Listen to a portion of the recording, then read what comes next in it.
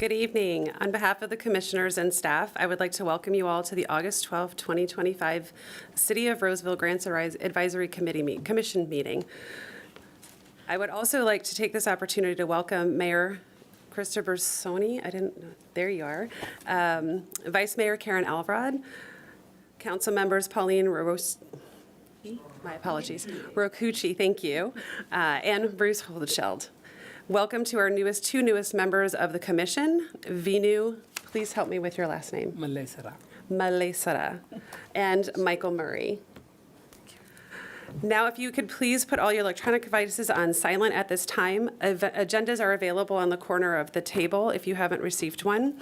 The meeting will be viewed on Comcast Channel 14, video live streamed on the city's website at roseville.ca.us/watch and roseville.ca.us/agenda. And the city's YouTube channel at youtube.com/City of Roseville. And with that, I will now call the meeting to order. Heather, will you please call the roll? Yes. Vice Chair Acosta. Here. Commissioner Kriz. Present. Commissioner Malisara. Present. Commissioner Meeks Harris. Present. Commissioner Murray. Present. Commissioner Rosano. Here. Youth Commissioner Zeman. Here. And we have an excused absent for Chair Parker. Thank you. Will you please all stand and join us in the Pledge of Allegiance? I pledge allegiance To the flag of the United States of America and to the republic for which it stands, one nation, under God. indivisible, with liberty and justice for all.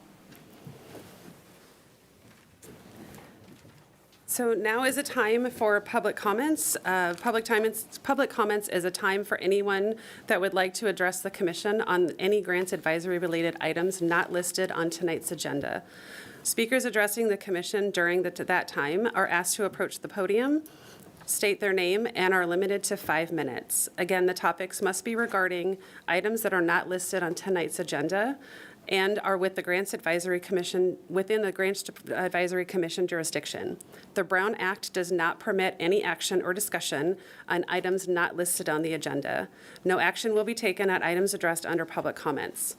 Does anyone have anything for public comments? Seeing none, I will go ahead and close public comments. The next item on the agenda is item 5.1, approval of the April 8th, 2025 meeting minutes. I will entertain a motion if there are no comments or corrections.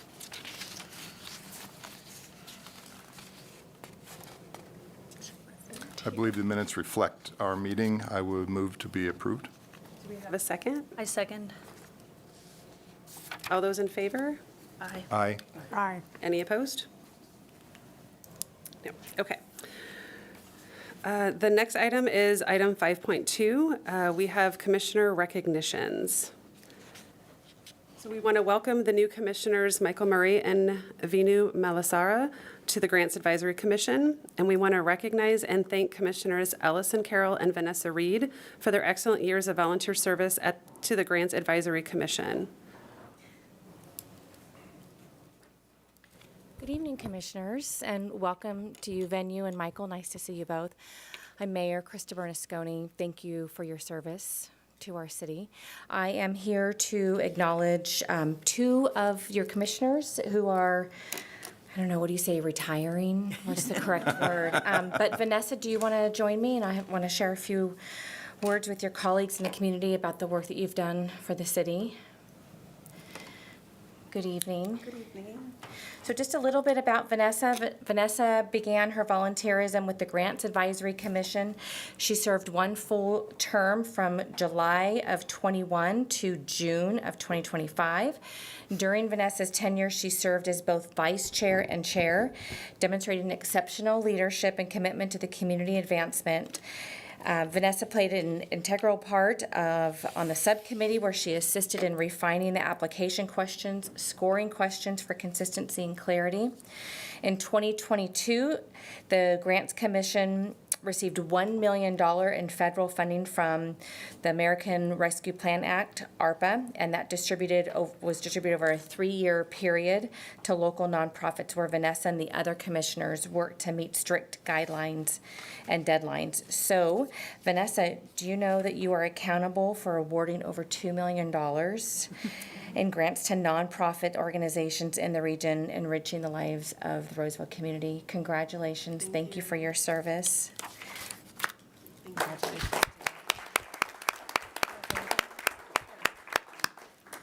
I did not know that. Thank you. It's nice to see you all, and welcome to the new commissioners. It's been a very fulfilling time and seeing familiar faces, and I think you both will find it fulfilling, a learning experience. I think my takeaways were the first year, there's a lot to learn, looking to the folks that have been here and guide us through, and they're very supportive, and new ideas bring new perspectives, which will be exciting to see as we continue with all these grants, awards, and thanks to the staff too for their ongoing support and our lawyer to help us throughout the process. I recommend this committee to anyone that is passionate about our community. You will definitely make a difference, and seeing the nonprofit work that's done in the area and how much it impacts those in the Roseville. And thank you as well. Before you go, staff created a couple takeaways for you. They're beautiful. If you have a spot to put that. It says City of Roseville Grants Advisory Commission, Vanessa Reed, from July of 21 through June of 2025. So there's that. And then something else. Hopefully you have a place to hang, but that's your certificate of appreciation. I appreciate it. Do you want to take a picture? Yeah, Okay. it's been taking some in the corner. Smile, Ed.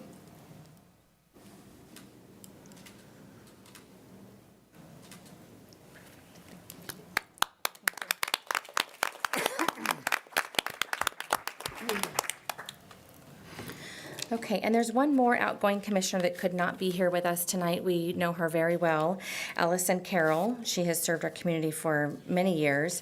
But we want to take a moment, even though she's not here, to express our deepest gratitude for her remarkable 8-year commitment to the Grants Advisory Committee. Her dedication has made a lasting impact not only to the Grants Advisory Commission, but on countless other nonprofit organizations whose work enriches the lives of our community. So on behalf of the City Council and the Grants Advisory Commission, thank you, Allison, in case you're watching. We appreciate your outstanding contributions, and your legacy of service will continue to inspire us for years to come. So thank you.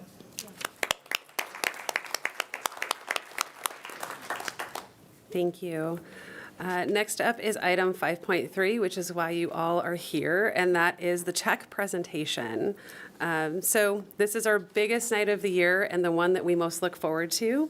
This is the favorite part after, grueling and reading all of your amazing presentations and coming to some fierce discussions about how we can make the best decisions on all of these things. This is our favorite part. So before we start the presentation, I want to thank the mayor and city council members that are here tonight to help us with passing out of the checks. We have 16 organizations here with us tonight to receive their grant award. I also want to recognize and thank Vanessa Reed, previous commissioner, who sat on this commission and helped us with the funding process of those organizations that are here tonight. It's important to remember the Citizens Benefit Fund was established in 1993 following the sale of a city-owned hospital. Every year, the interest earned on the sale proceeds is reinvested back into our community by way of grants that are here tonight. By way of grants for all of you. Since the Grant Advisory Commission was created in 1994, the Citizens Benefit Fund has provided over $17 million to local nonprofits. The REACH Fund, American Rescue Plan Act, or ARPA Fund, and in the past, the Roseville Auto Mall Community Fund provided another $1.6 million, totaling a total of $18.8 million that has been granted directly to nonprofits in our community that serve our residents and improve the quality of life through a variety of programs and services. This evening, we will be awarding a total of $288,010 to 17 out of the 27 eligible applications. On behalf of the Grants Advisory Commission, we'd like to thank all of the grant recipients for all of the hard work that you do every day in the community to serve the citizens of Roseville. With that, each of our commissioners will be announcing a few organizations individually to come forward to accept their checks. We ask that you pause in the front to take a photo with the entire commission and the council. We also ask that you keep your comments to the end when all of the checks have been presented, as we want to get through all 17 organizations, and I know you're excited to get the checks in your hands. This will help with efficiency. So I would invite all of the mayor and the city council members to come up into the front. And do you want us to announce from up here? We'll do it from here. so if You'll you do it guys- from there. Okay. So we go We're going to all go down there and stay in the front.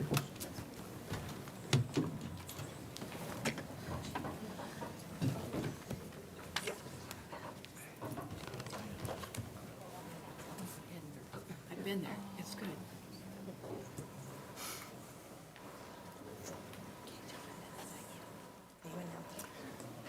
You want me to?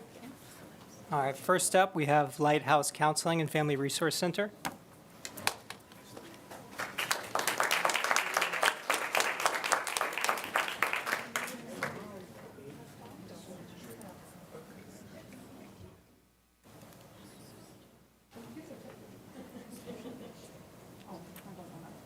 Well, this is for photo op, so there's the big.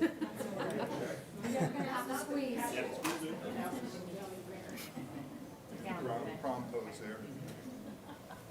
It's going to Lauren Mazzano. Sorry, do you see it? Now, here's the real check. Although I would really like you to speak, so you can catch that big one. Thank you, America. Next up, the Assistance League of Greater Placer.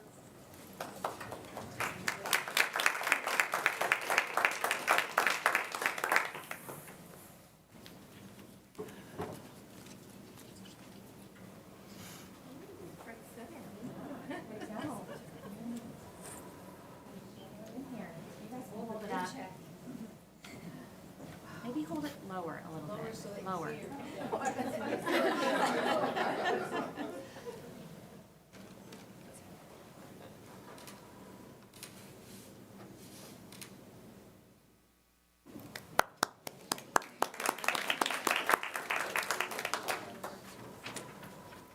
Stand Up Placer.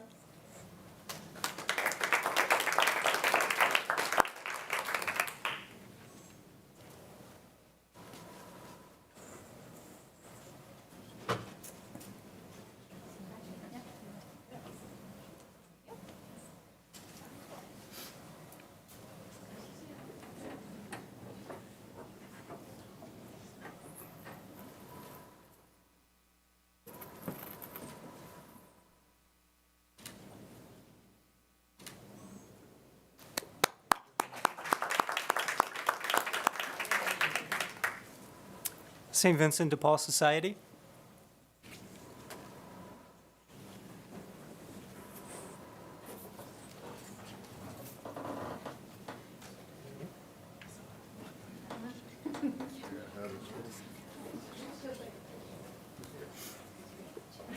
Oh, are they here? No?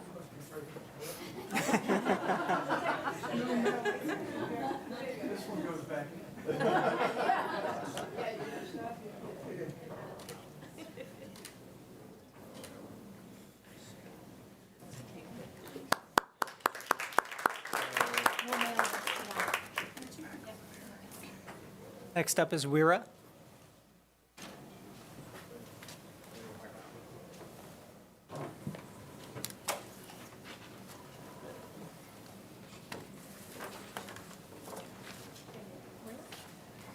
No one's here? What was it, where? WIRA, W-E-I-R-A. You did the last one? All right, we'll do a photo. Oh, they're here. They're here.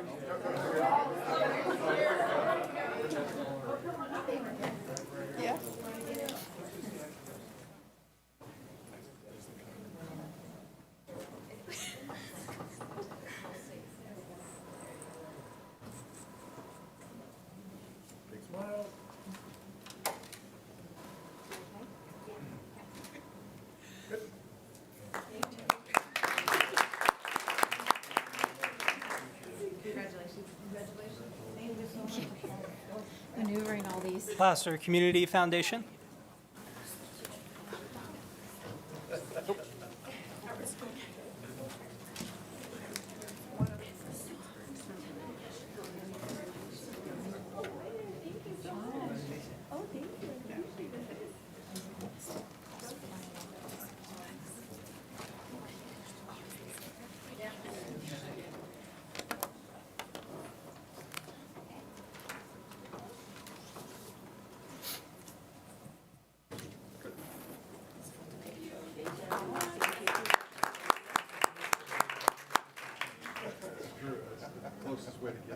County Law Enforcement Chaplaincy.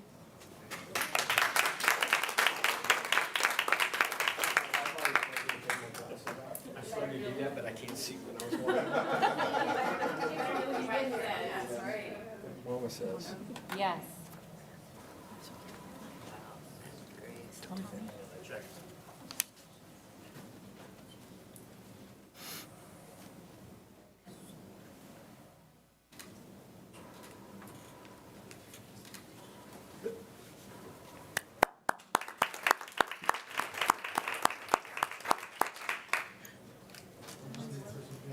Hospitalist Fund.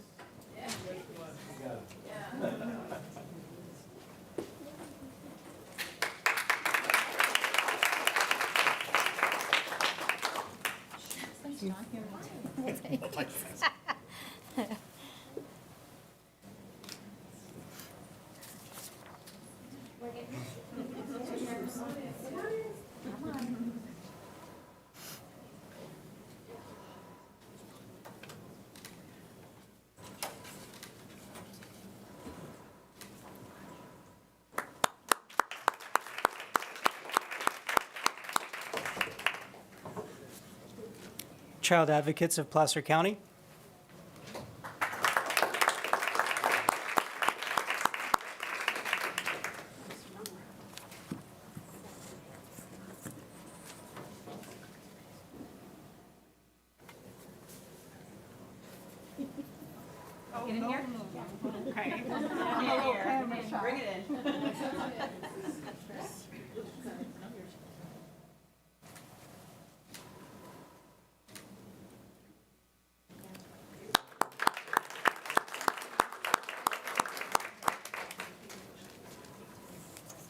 A Touch of Understanding.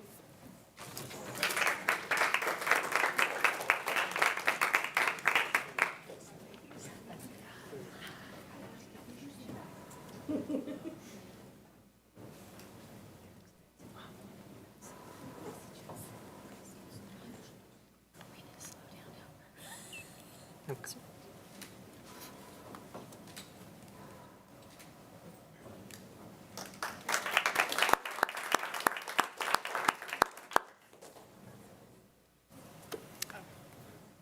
Placer Veterans, stand down.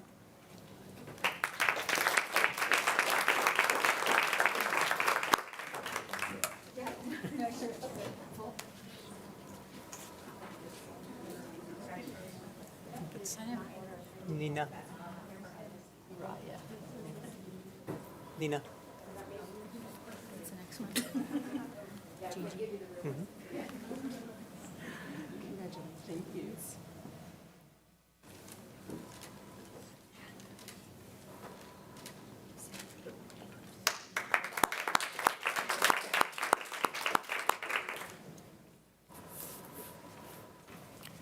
Gigi's Playhouse.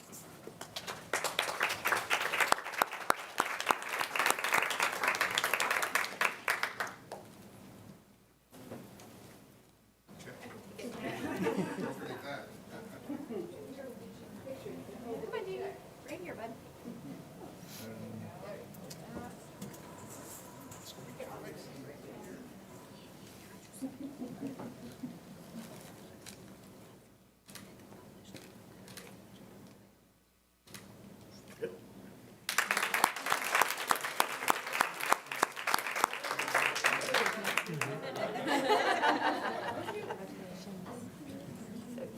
Take Note Troop.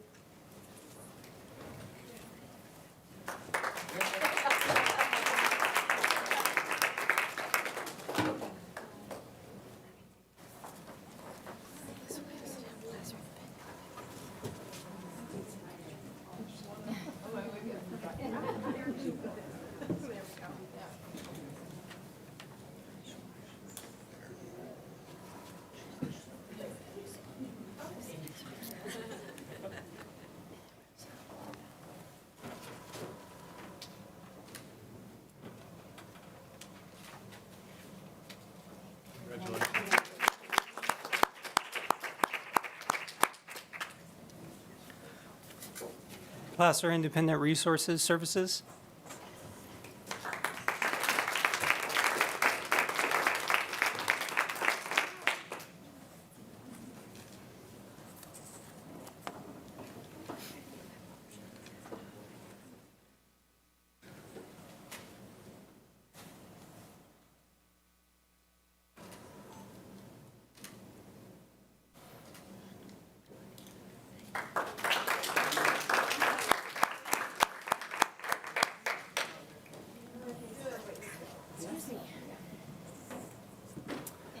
Roseville Police Activities League.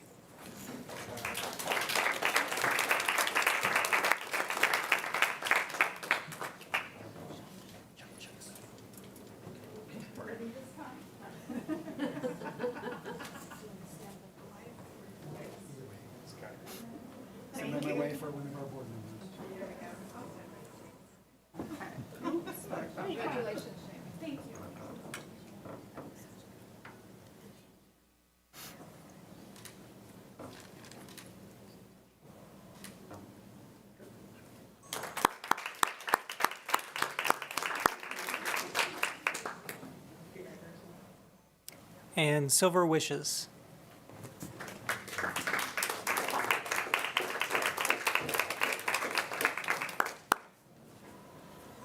Press, hot off the press.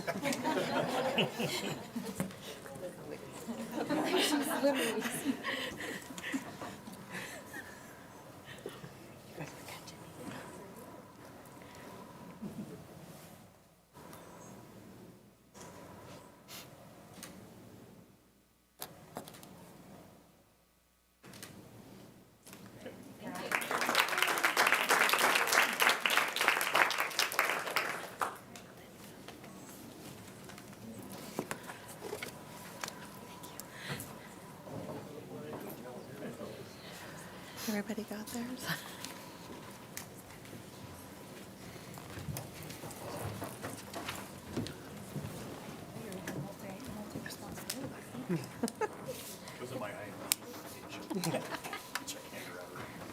It's a big team effort. Thank you. That is the best part of our commission's role, and it's just lovely to see all of you receive these checks, and we can't wait to see what you do out in the community and how Roseville is going to continue to thrive because of the work that all of you do. So right now, I am going to ask for public comment if anybody wants to come up and share anything at this time.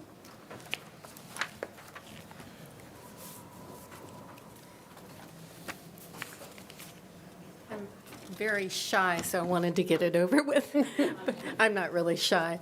But I really was rewarded watching you guys and your smiles and your joy at handing out those grants. So, big salute and much thanks to you. Maybe someday I'll be in your position because I kind of like the thought of that decision-making. And Roseville seems amazing. I come from Auburn, and the Assistance League of Greater Placer is based there, but we're all over the county. And Roseville Target and Roseville Schools have been great partners with us. And we've been doing the organization for many years, but we're trying to make it bigger and greater, and you guys really add to that. So you did help in a lot of ways because we served, we spent close to $49,000 in school clothing for kids, and we partner with the 36 Roseville schools. And they send, and it's so organized, you guys that do the spreadsheets and everything. It's nothing I can handle, but we have special computer people that have the dialogue and the system to make changes. But the schools select students that they see as the most needy, and they send us over their allotments, and we schedule them for a couple in We have 9 scheduled Target shopping days and 2 at the Roseville Target and a makeup day that comes later. But anyway, so the group is amazing. The kids that come through, we like to treat them as VIPs, and they really give back a lot. And, you know, it's just amazing what some new clothes for school will do for their confidence and their self-esteem. And with some kids, it really changes things up. We had an actress that was trying out she wanted to try out, but didn't feel like she had the clothes to wear. And sure enough, she got the new clothes, and she auditioned, and she got the big part in the musical. So that was a success, one of many. But anyway, from the Assistants League of Greater Placer, we really appreciate the work you do for the community and the big math problem that you solve every year in helping us all out. So thank you. We really, really appreciate the support. Thank you.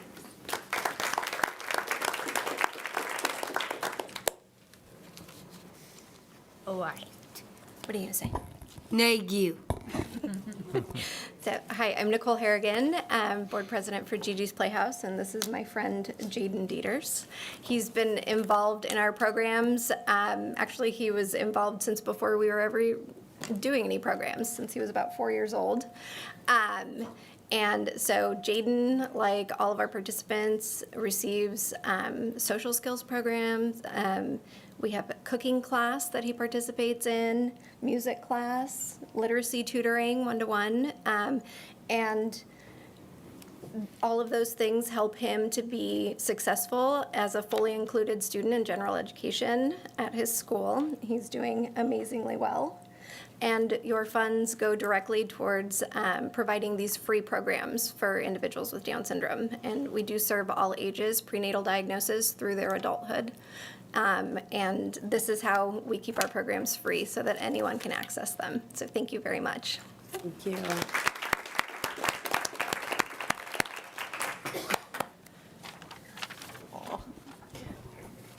Hi, I'm Sarah Berganji with Take Note Troop, and first, just an enormous thank you to the commission, and what an honor it is to be among the company of so many wonderful organizations that I've heard of and support their mission so wholeheartedly. I know that they are changing lives, and I am happy to say I believe that Take Note Troop also changes lives. It's not just a theater organization.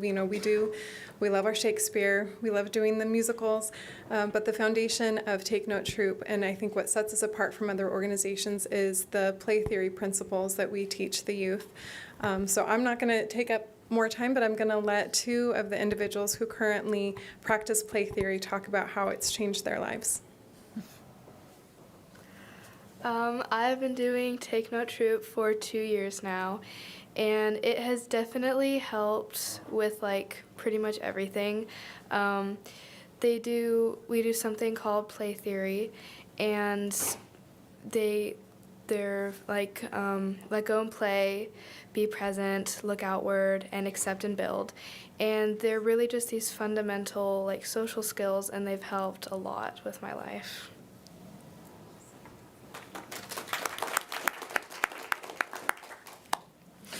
I'm Levi. I've been doing TNT for roughly 4 years now. Doesn't seem that long looking back on it, but it's really changed my life. It changed the whole trajectory of who I've become. It instilled a sense of community and respect for everyone around me and happiness practices into my life. And I see kids who first join our program and then they keep coming back year after year, and then they join high school and they can do our Shakespeare and they can do bigger roles in our theater. And then they come and they help volunteer at our program. They teach the younger generation, and it's such a wonderful community that we try to help everyone else around with us. So I really thank you for all of the grants you've given us. It will help a lot. Thank you. Yeah.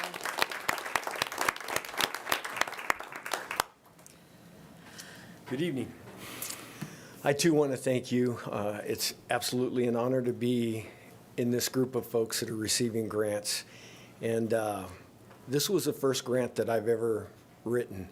And I have to say, I shared earlier, after walking through the process, The workshop that you guys put on was just off the hook. I will go to that every time it's offered.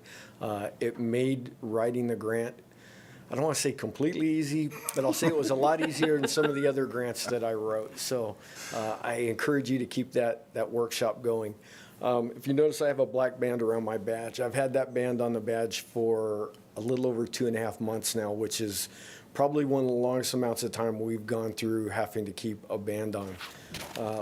By the grace of God, at midnight tonight, we finally get to take the band off because our last fallen officer was laid to rest today. We wouldn't be able to do what we do without the support that you guys give us. Just for instance, last month, we had 32 emergency call-outs. We were out for a little over 100 hours.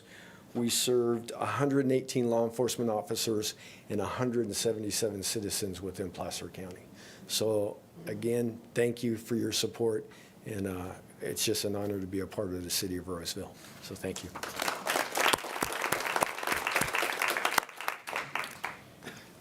Good evening. My name is Irina Popova. I'm president of VERA Inc., Women's Empowerment Immigrant Resource Association. Our organization helps women in crisis such as domestic violence, hard divorce, and new immigration process. And we have been started 2 years ago, and today it's our first grant. We deeply appreciate Roseville Committee and Placer County for that. Thank you so much. With me, our board member and our grant writer, Diana. Just want to say thank you. So far, VERA, being a very young nonprofit organization, has helped so many people, so many women already, with efforts of volunteers. So Irina has built, I'm going to cry a little bit, sorry, getting emotional, because she really has touched the heart of so many women in our community. And domestic violence is a silent problem. That's something that is not talked about at parties. You know, it's something that's people hide, women hide it. Especially immigrant women that have no access to language resources. They have no information. They don't know where to go and ask for help. And Irina, by opening the doors of her young but very thriving nonprofit, is doing so much to help the community. And you guys, thank you so much. I hope this grant will help us move forward, and maybe next year we'll get more money that will help even more women. Thank you from the bottom of my heart.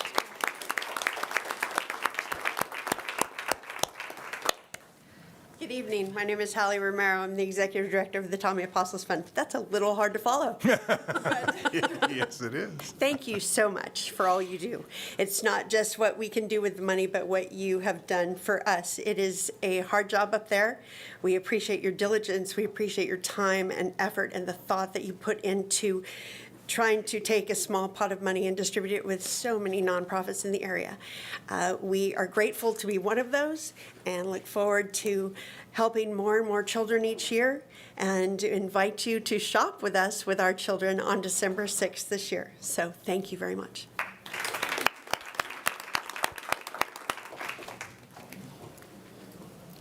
Good evening, Commissioners. My name is Jamie Hazen, and I am the Executive Director of the Roseville Police Activities League, and I too wanted to say thank you. We all know that you put in a lot of hard work and a lot of hard hours and make hard decisions for our community, and we appreciate what you do. I would like to report that we just had our biggest summer in a really long time. We just concluded our summer camp, pardon me, and we had 80 kids over the summer in our gym, and we had a great time. We got to serve a lot of youth in Roseville, and we're very proud, and the kiddos had a great time, and a lot of that is thanks to you guys. So thank you so very much for what you do. Thank you. Good evening. My name is Megan Adamski. I'm the Executive Director of A Touch of Understanding. And again, thank you for the work that you do in supporting the Roseville community and all of these incredible nonprofits and the change that happens every day right here because of the work that you do. So I just wanted to share a quick letter from a student that went through our disability awareness program at a school here in Roseville. Dear ATOU, your program's so important to me because it shows even if you have a disability, you can do anything. You've taught me about disabilities and how it feels to have them. It's so unique that people with disabilities learn special ways to do amazing things or everyday stuff. Also, if I did have a disability, your program shows me that if you have a disability, you don't have to hide. Just be who you are. I love your guys' program very much because of what you do, and you help people understand to treat people with disabilities with respect and kindness, because after all, we're all human. Love Rowan. So thank you for changing lives.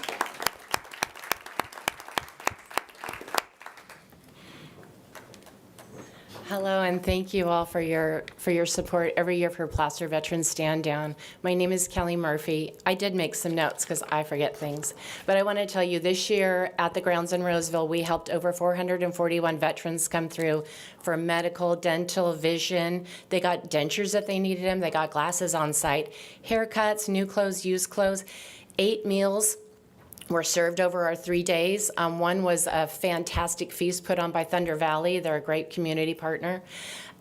We've just helped so many different veterans. We had one I want to tell you a quick story about that. He went and he got his shower and he got his hygiene and he got some new clothes and his haircut and saw some of our over 60 service providers that come and share their services.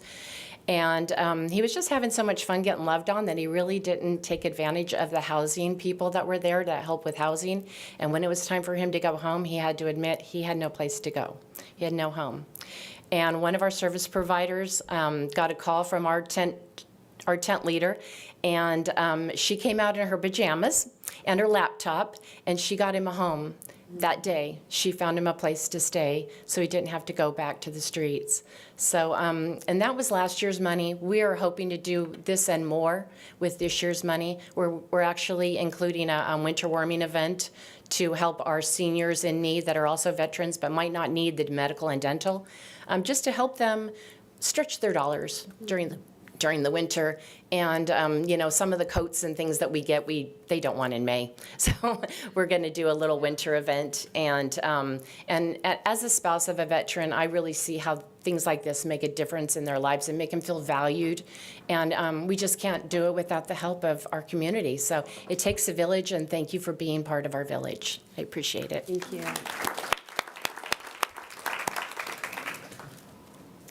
Hello, I'm Stephanie Berger, president of Silver Wishes. We are granting wishes to seniors, and as you know, Placer County has a lot of them. Roseville in particular has a few low-income senior housing complexes, and we want to help them overcome a conflict that they're facing, help bring them some joy, let them know, most importantly, that they are known and valued. And one of the recent wishes that you have helped make a difference with is for Linda. She moved here from Florida after one of the hurricanes with absolutely nothing.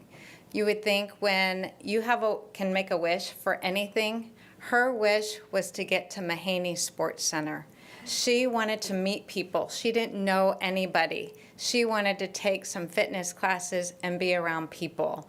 And because of donations that you make, we were able to grant her wish with 40 bus passes so that she can come and go to all of her classes, plus a year's membership to the Mahaney Sports Center. So thank you for being difference makers and supporting us. Thank you.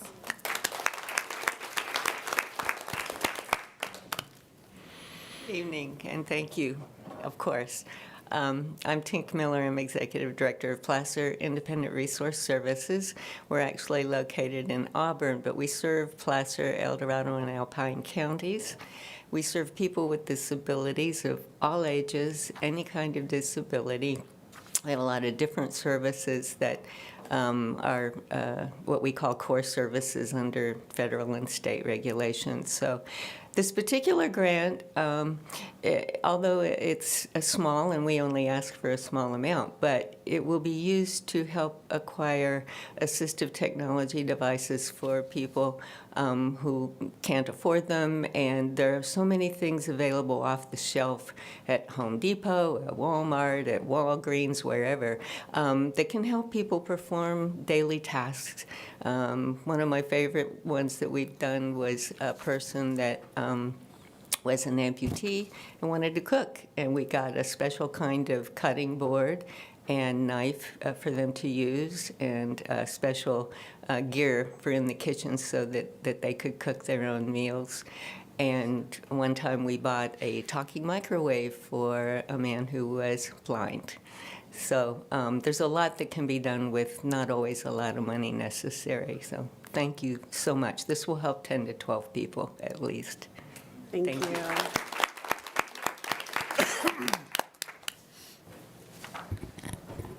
My name is Gary McDonald. I'm the Executive Director of Stand Up Placer. I just want to say that I'm deeply grateful to the Grants Committee, to City Council as well, and to staff, to previous committee members as well. So, and of course our partners. This is really an amazing community. I live in Roseville. Most of our clients are from Roseville. We just finished our fiscal year. We served over 15,000 people that were victims of domestic violence, sexual assault, and sex trafficking. We work with the Roseville Police Department. We recently had some stings, and we, together with the Roseville Police Department, were able to arrest some sex traffickers, and we were able to get some of the children that were being sex trafficked, and we put them into our safe house. And so we were able to do what we do because of this amazing community. My stepdaughter was sexually assaulted in the military and was homeless for a while and was hooked on fentanyl. But working with the county and other nonprofits, we were able to get her in a sober house. She's been clean for 4 or 5 months now. She went to stand down. She was able to get glasses and some dental work. So we do work together very closely. And I just want to say thank you to everyone that's here, to all of our partners, to the staff. Together, we're really making a difference. And thank you. Thank you.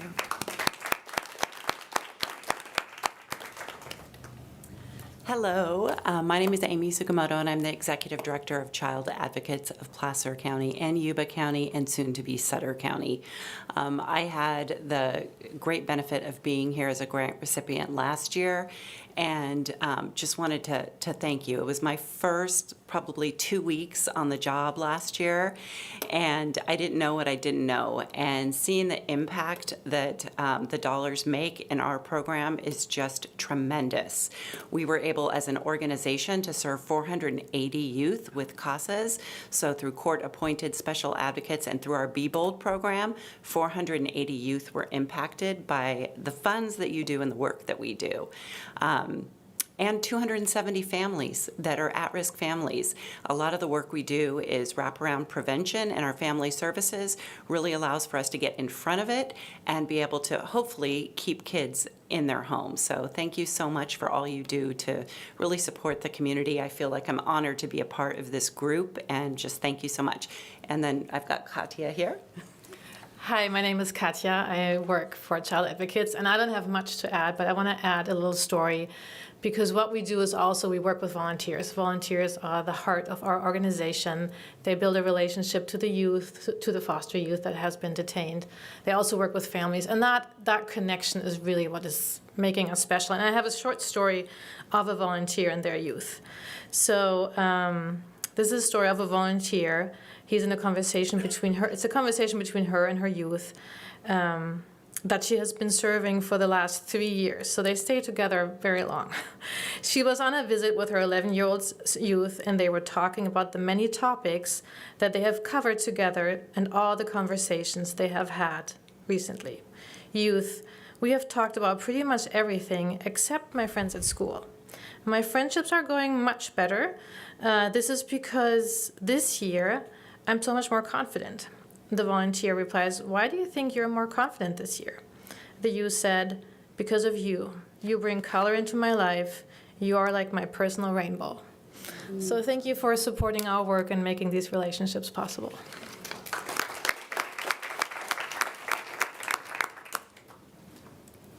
Good evening, Commissioners. My name's Eileen Speaker, and I work for Placer Community Foundation. Thank you so much for all the many hours that goes into this process. I know what hard work it is, so much appreciated.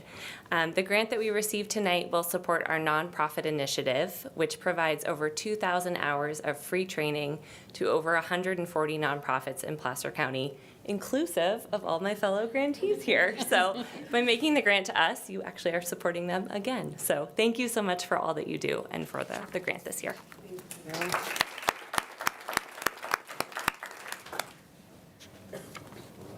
Good evening. My name is Ann Elias. I have the privilege of being the Executive Director of Lighthouse Counseling and Family Resource Center. Again, this year we have been awarded with wonderful funding, so thank you all very, very much. Last year, I want to share with you, the award went to help expand our services and our presence in Roseville. As you know, we're located behind the old spaghetti factory on Sunrise. So we were actually able to add bilingual counseling, older adult services, and really expand our existing services based on the funding. So thank you so much for that. This time that will go to even more. So we have more to do in schools to help with suicide prevention, bullying, all kinds of things that teens and young people are dealing with, as well as helping support our older adult population. There are more needs post-COVID with isolation and grieving and loss and other classes that we can now provide. So thank you so much for your incredible work that you do. Again, I know it's been said, but we know there's a lot of thought going into this, and I can't thank you enough for what you do. And we look forward to providing reports and celebrating together as a community. I also live in Roseville, so I'm so proud of our community and what we're doing together. Thank you again.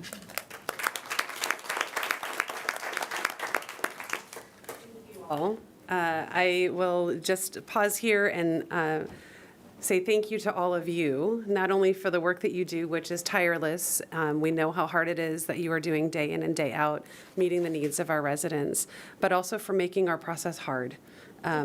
We all know going in this, when we do our meeting in January that talks about the process, how much funding we have, and we really do wrestle with it, and it's very difficult.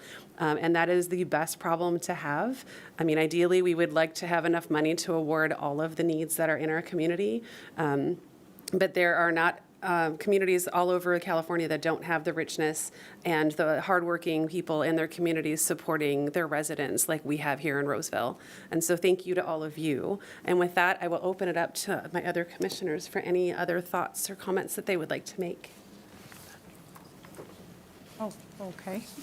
Well, I just would like to say to the community, please continue doing what you're doing and just expand and just be Roseville, which is to give back to everyone and to, like our Commissioner Acosta was mentioning, our chair this evening mentioned, that you make our jobs hard. And that's a good thing, because for me, we want to find not only the best, but we want to ensure that each and every dollar that is out of the funds of the taxpayer here, as well as the other people that live here in this community, is well spent. Not even just well spent, but these relationships are formed, because this is, you only get one community, and this is it. And so I will open it up to Commissioner Chris. As if I had something to say. No, thank you. Thank you, Commissioner. So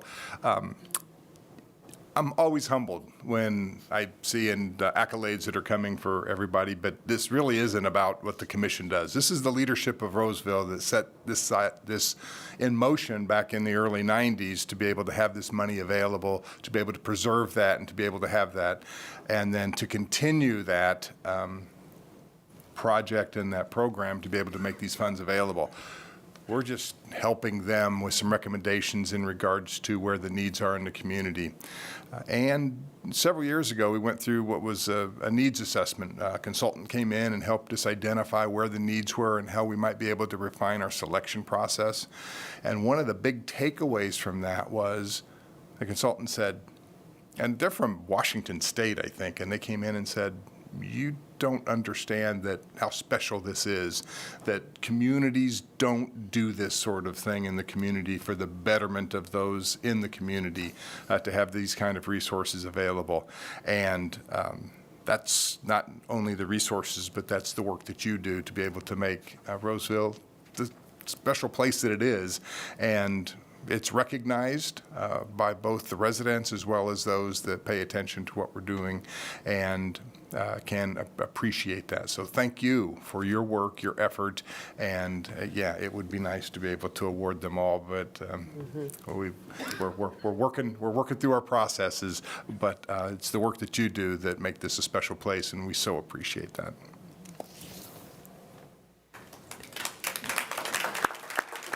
Yeah. I just wanted to add, this was my first time doing something remotely close to this, but it's been such an awesome experience to learn about all the different community organizations we have here at Roseville, and just reading the impacts of the different organizations that play a part of our Roseville community. It was so inspiring. I've lived in a few different places. But I have to say that I've never been more proud to be a resident of a city like Roseville. So just thank you so much for doing all the hard work you guys do. I really appreciate it.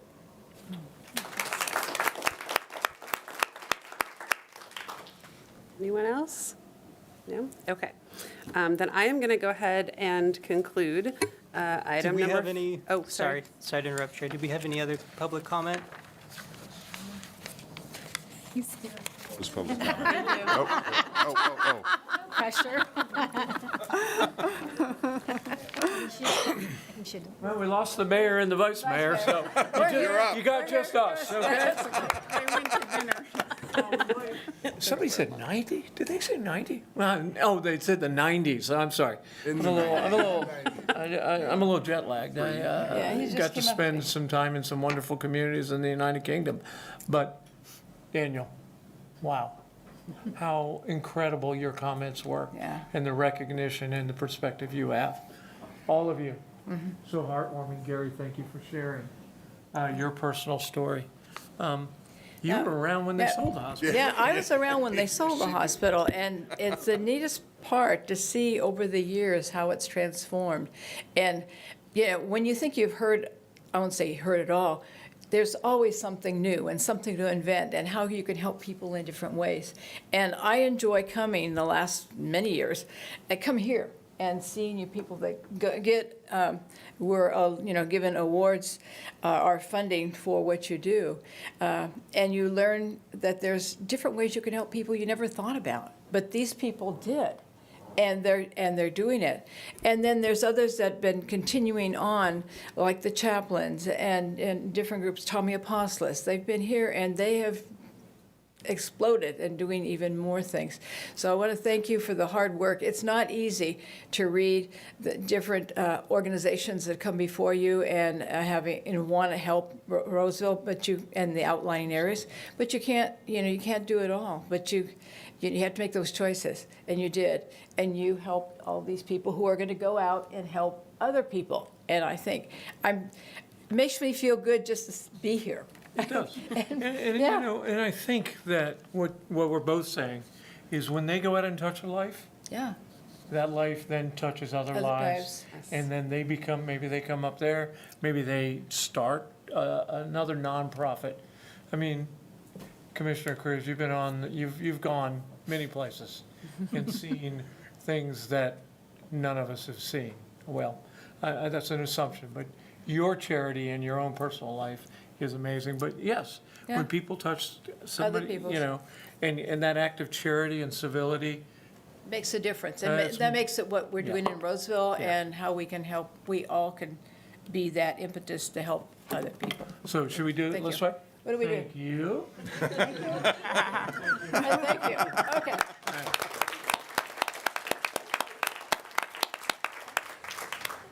Thank you so much. With that, I will close public comment. So, I'm acting chair tonight, and it's my first time, so I'm trying not to fumble through it. So, doing great. we're going to pause here. We are going to take a quick recess, and we want to invite you, for those that need to leave, to go ahead and leave. Or if you want to use the restroom in our recess, that would be great. But we really do invite you to stay for the rest of our meeting. We actually are going to go through, if you look at the agenda, some of the funding cycle years, business and things like that. So if you're able to and want to stay, and we would love your feedback on any of these processes that we might discuss tonight. But other than that, thank you so much. And thank you for coming for the best night that we enjoy all year. So with that, we're going to take a quick recess. Yes.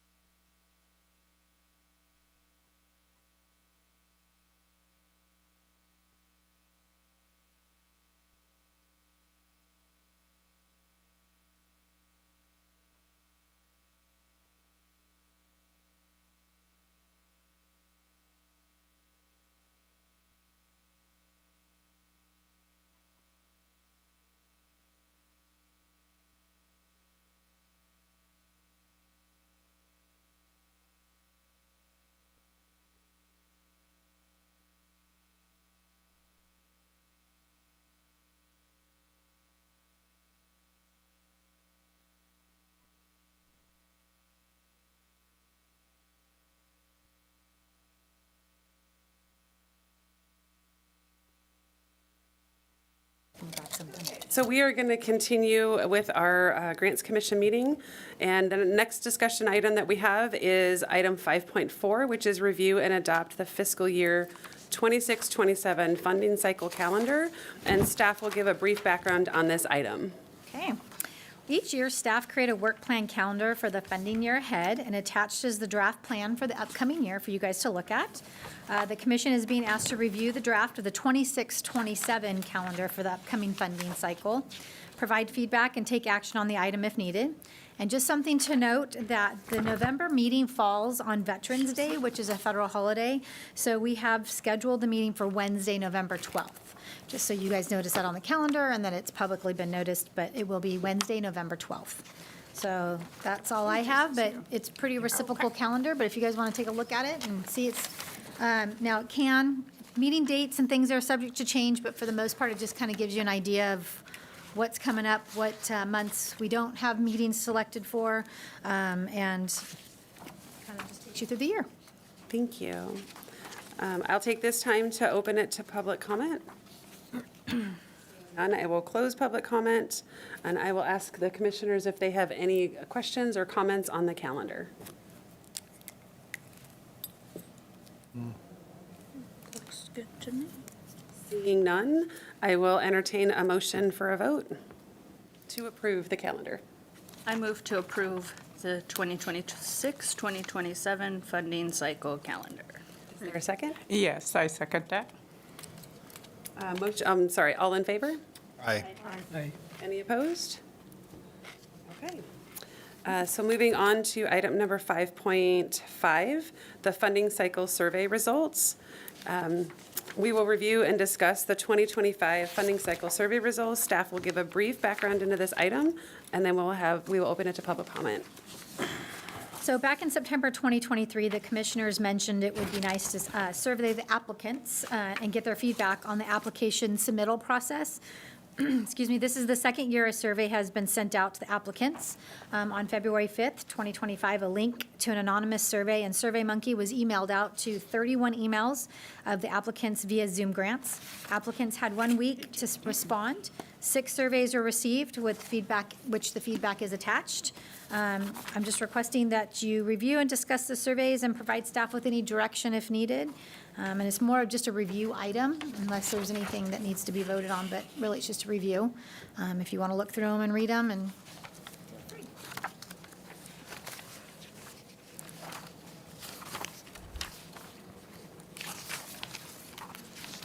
It was a lot of the same comments come back, and the number of documents that are needed, the bid documents, what's included in the bid, and the onerous nature of the length of the proposal. But I think part of that is we're dealing with, government, public funds, which kind of shades it a little bit differently than I think other foundation work and that sort of stuff. So I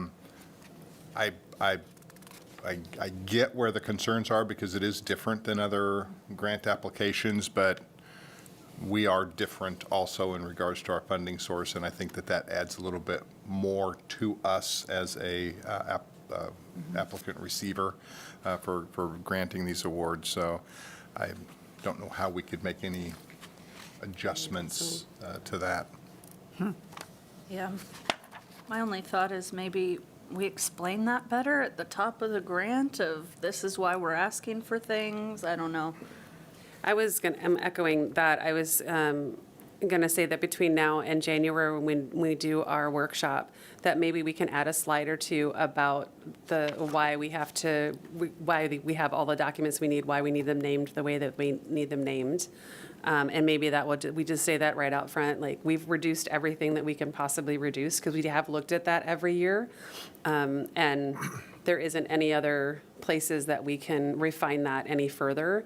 But if we can just explain that in the outset and say, that's why we're available for questions before the application closes, and please to reach out and those kinds of things. I think if we reaffirm that, that might be really helpful for all the applicants.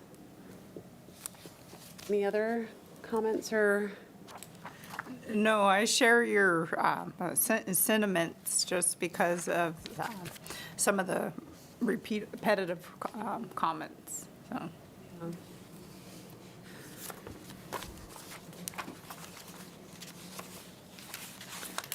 Okay, if there's no further discussion from the commission, I'll open it for public comment. Seeing none, I will go ahead and close public comment. And we will move on to item 5.6, the scoring and funding process discussion. Staff will give a brief background of this item, and then we will open it to discussion with the commission. Okay. So Commission has mentioned that they would like to discuss the best practices on how to score applications to ensure that use the entire funding amount, review the process of scoring and the funding. A little background on history of the Citizens Benefit Fund and things to keep in mind during your discussion, which some of it did already come up at the check presentation. But the fund was established in 1993 to assist the City Council in improving the quality of life for the citizens of the City of Roseville. First grants were awarded in 1994. And fast forward to April 2020, and the community needs assessment was presented with the general consensus that the grant funding priorities should align with the initial intention of the council goal of maintaining a healthy community. It was agreed, and this was in the Kone report, that it was agreed amongst stakeholders that there is an opportunity to streamline the past service categories, and that the Grants Advisory Commission should work to recommend full funding of grant requests in priority areas to make a greater impact rather than funding smaller amounts across applicants. City Council approved the following 3 grant funding priorities as well as the 5 service categories, which you have in your staff report, but the funding priorities: strategic one-time grants for innovative projects or programs. There's the new initiative, innovative ideas, and one-time request. You've got operational mission support, and then you have smaller requests up to $10,000. That was all part of the Kone report. And then I know you also, there is the funding service categories, which are the social determinants of health, and that's your neighborhood and physical environment, food, health and wellness, community and social context, and education. So just some best practices that I know we've talked about in the past, but just to keep in mind, we usually say score every application. Don't leave a score blank or give a 0 unless abstaining. Scores can tie, but you must rank one application above another. Recommending funding full, 0 or something in between for each applicant. Strive to make a greater impact by fully funding fewer, larger grants than what do I have here? Then serve the highest needs of the community while others consider the greater good. Total funding recommendation should add up to the available funds, and don't deduct or leave funds on the table for projects you are not scoring due to abstaining yourself. So those are just some things that we've talked about in the past. But I just wanted to kind of remind you, so this is the time that you guys can talk about the process. I know you guys had some kind of thoughts and processes of what you wanted to talk about, so. Yeah, so I'll open it up with, when we went through our process of scoring and determining, we had less funding this year to work with, and we had more applications. And so we had some challenges during this cycle, and so we talked about having this conversation about ways that we could refine the process to make it easier and more in line. And there were some questions that I had, but I would like to open it up to any of the other commissioners that has some thoughts on some of the processes that they would like to start with. I can go first. I've got some notes, but sure, go ahead. And then yeah, I've got some thoughts. Okay, so I had 5 things that kind of came to top of mind for me as this is my 2nd or 3rd year. But as somebody that reviews grants for other organizations, including the federal government, the state, and some counties, all of the experience that I've had has different processes. And one of the things that is consistent across the board is a standardized scoring rubric, something that says this is what I think we're 0 to 10, right? So it would be like a 9 to a 10 would mean that the application had these points in it that were required based on what is coming out. And and continuing on, a 7 to an 8 means this, a 5 to a 6 means that. So I thought that maybe we could start with maybe adopting a standardized scoring rubric that we could then put out there, saying that this is how we rank or we score different questions. And then I think I'll go through my 5 things, and then we can talk about what you guys want to discuss, if that's the best way. Yeah? Okay. The other thing that we talked about that I actually have questions for staff on is, I know we talked about when there's limited funds and like so many applicants, like if there could be a funding cap, like we have $200,000 to give away, but the largest grant we're going to give away is $40,000. And I don't know if I know we have the small grants that is limited, but we don't know, or one of the things that we had talked about back in May was, is there a cap that we can, because we have had direction of fully funding what folks apply for in the past, and we wanted to see if that's still the case. And then if there is a way to say, we're trying to give away as much money as possible with this grant, and I don't know how the other commissioners might feel about that. But I know that was something that we discussed when we were trying to rank and get all of our final things.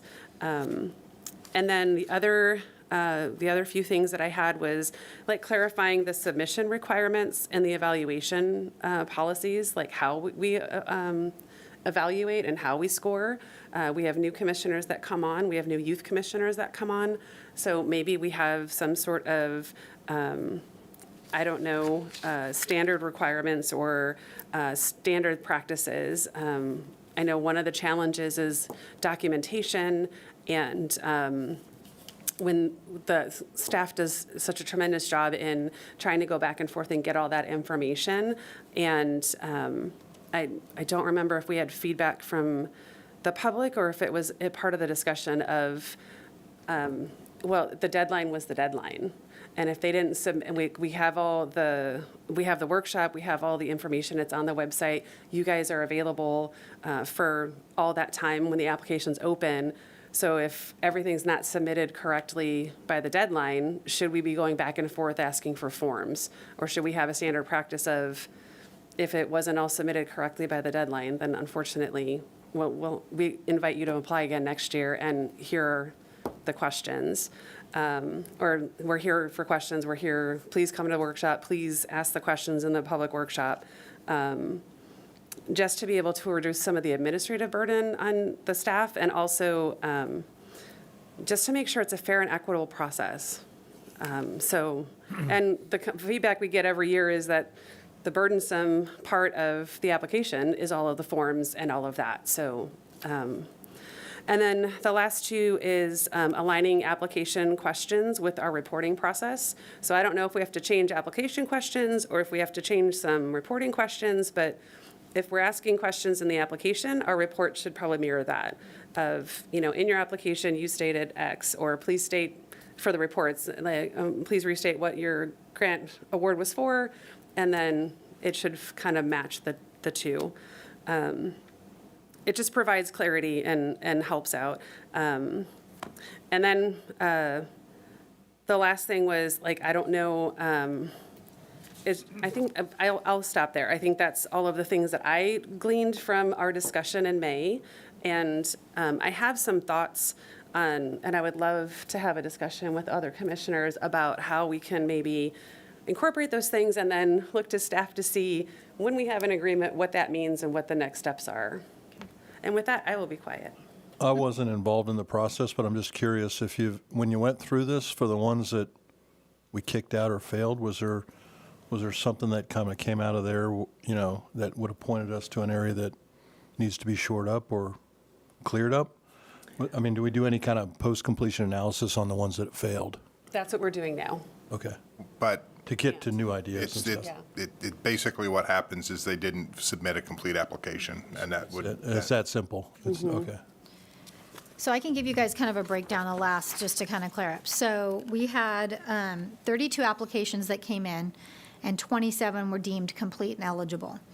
But out of the 32, we did have 5 disqualifications. One was because it was after the 5 PM deadline. Two did not align with our funding policy. And two did not return the requested requirement info and documents. So like you said, we do have that time frame. So if there's questions that I might have when I'm reviewing them, and I reach back out to the organization and say, hey, we need some clarity on this, they did not provide the documents in the amount of time that I gave them. So those are the 5 that were disqualified. Just so you know, so out of the, what is that? I guess, I don't know why I have 29. 15 of the applications came in complete. 14 of them I had to work with. So that just kind of shows you with some of the conversation you are having. It's hard because I think at the January meeting, we're very clear. And so I do take notes. I know there's some more things that I think we can be clear on. But I know that some of the forms, I think the RRF is a big one. So I think if we're clear now so that they know what other things they could submit in lieu of that, or their tax extension is what can be submitted in lieu of the RF if it's not been completed. So there's a few things that I think this next round definitely will hopefully clarify that.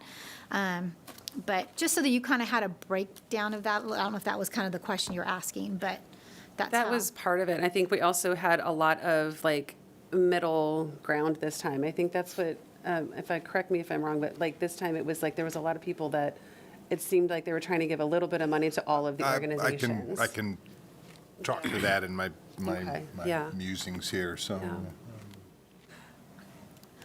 So, Is it like we have 2 months period between the workshop and the deadline for submission, right? It's about 6 Is it weeks, because right? of the duration? So the application will open December 1st, and then the workshop is in January. Okay. So basically, they have the month of December to kind of look at it, and then come to the workshop in January, and then the application closes, I think it's like February, I have to look at our calendar, February 3rd. It's like the Basically 2 beginning of months. February. I'll be honest, I did Okay. kind of toss around if we changed the timeline a little bit, but I think it's gonna, it would have to push everything, and I think it's going to throw everything off. Because I do know December's hard. It is a month that with holidays, a lot of the nonprofits, that's when they're doing a lot of their organized events with the money that they received. And then they come back into January, and I'm sure are burnt out after the holidays and to have to do an application. But looking at that, I think it's going to change the whole process. So January is the workshop. Like I said, February is the beginning of it. And then usually when it closes, I take pretty much the whole month of February to review them all. And then by beginning of March is when you guys will get the applications, and you get pretty much the whole month of March to review them.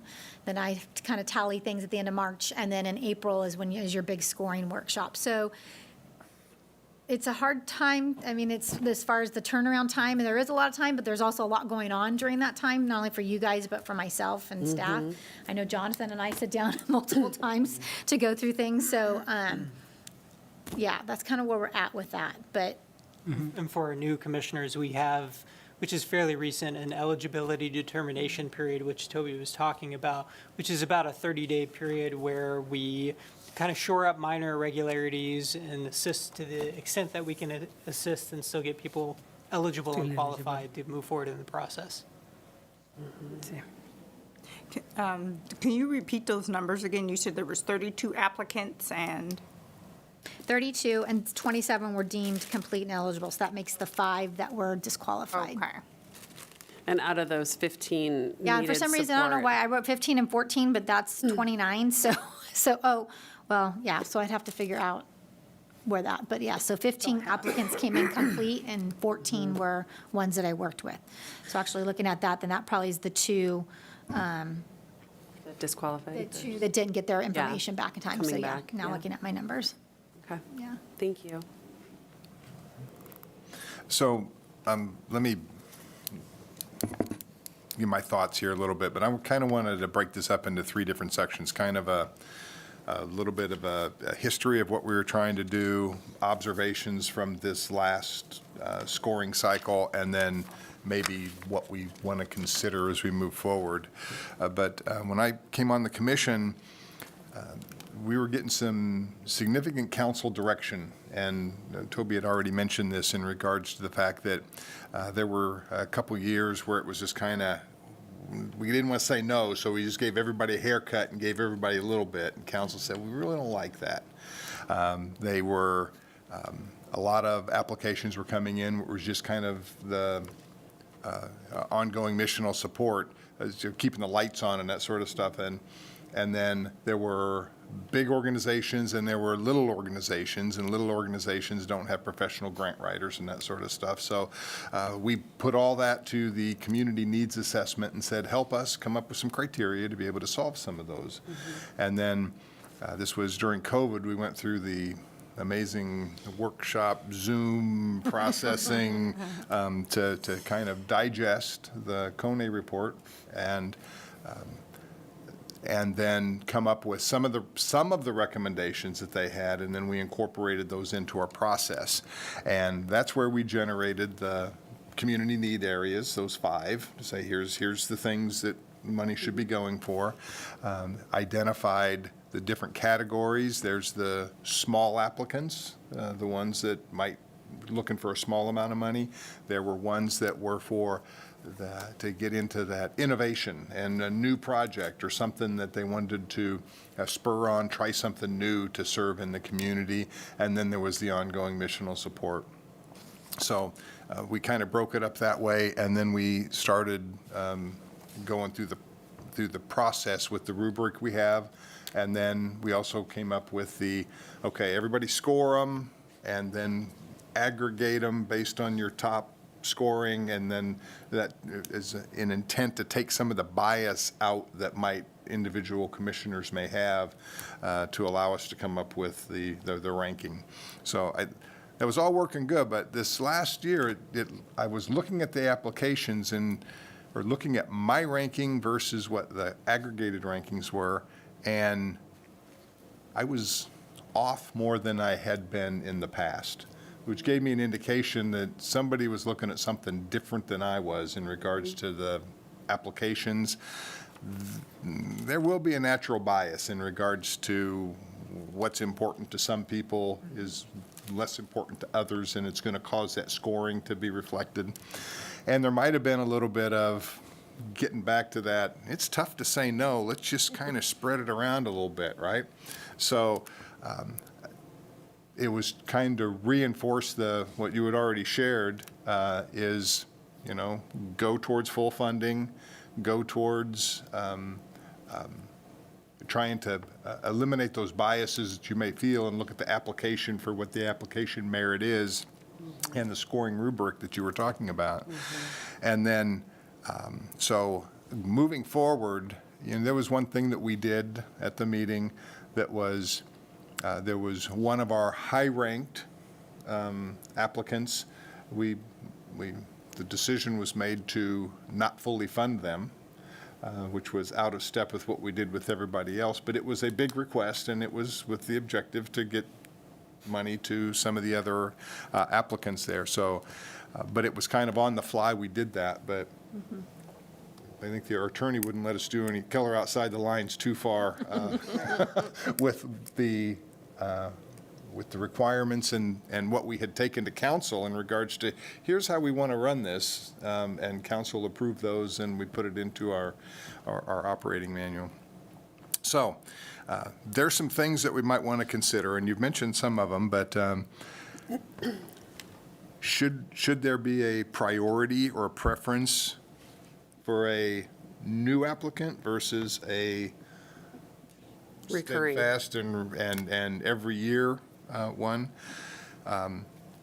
Should we have a max request? You already mentioned that, to maybe like max request would be 10% of the funds available, and just have something capped there.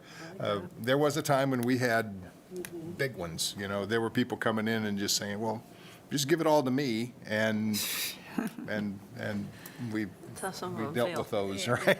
I think that was the discussion in May with the Right. one that was high ranked, but we didn't fully fund because it was like a But I third. mean, there were some, they were asking Yeah. for The whole full pot. amount. The whole right? pot. That was, Right. And then, Do that too. should we establish priorities in some of our needs areas, like maybe mental health and food, health and wellness and food be different than education, or neighborhood physical environment? We try to keep all of those equal priority. So when you start talking about giving preference points to different things, I think that gets very complicated very fast. I agree. And I think we have a pretty good process But there's some more work from the Kone report that we could probably go in and refine some of our processes, but that would probably have us go back to the work groups to evaluate those and then come up with some additional recommendations to take to council to then, we're going to adjust this, especially if we want to, I think, solidify a max request or anything that has any sort of we're going to prioritize this over this. I think we'll need to have some council blessing on doing something like that. And of course, Jonathan will make sure that we don't color outside the lines too far. I wholeheartedly agree. I think that I will just add to that COVID did change a whole lot of our landscape, and Roseville has grown significantly in the last 3 years. So we have more needs. It might be time for us to look at these items and do the work groups and say, council, are the priorities the same? These are the recommendations to our policy manual that we want to add in, because we can't ignore the fact that we're going to keep growing and that COVID has changed the landscape and the needs, quite frankly.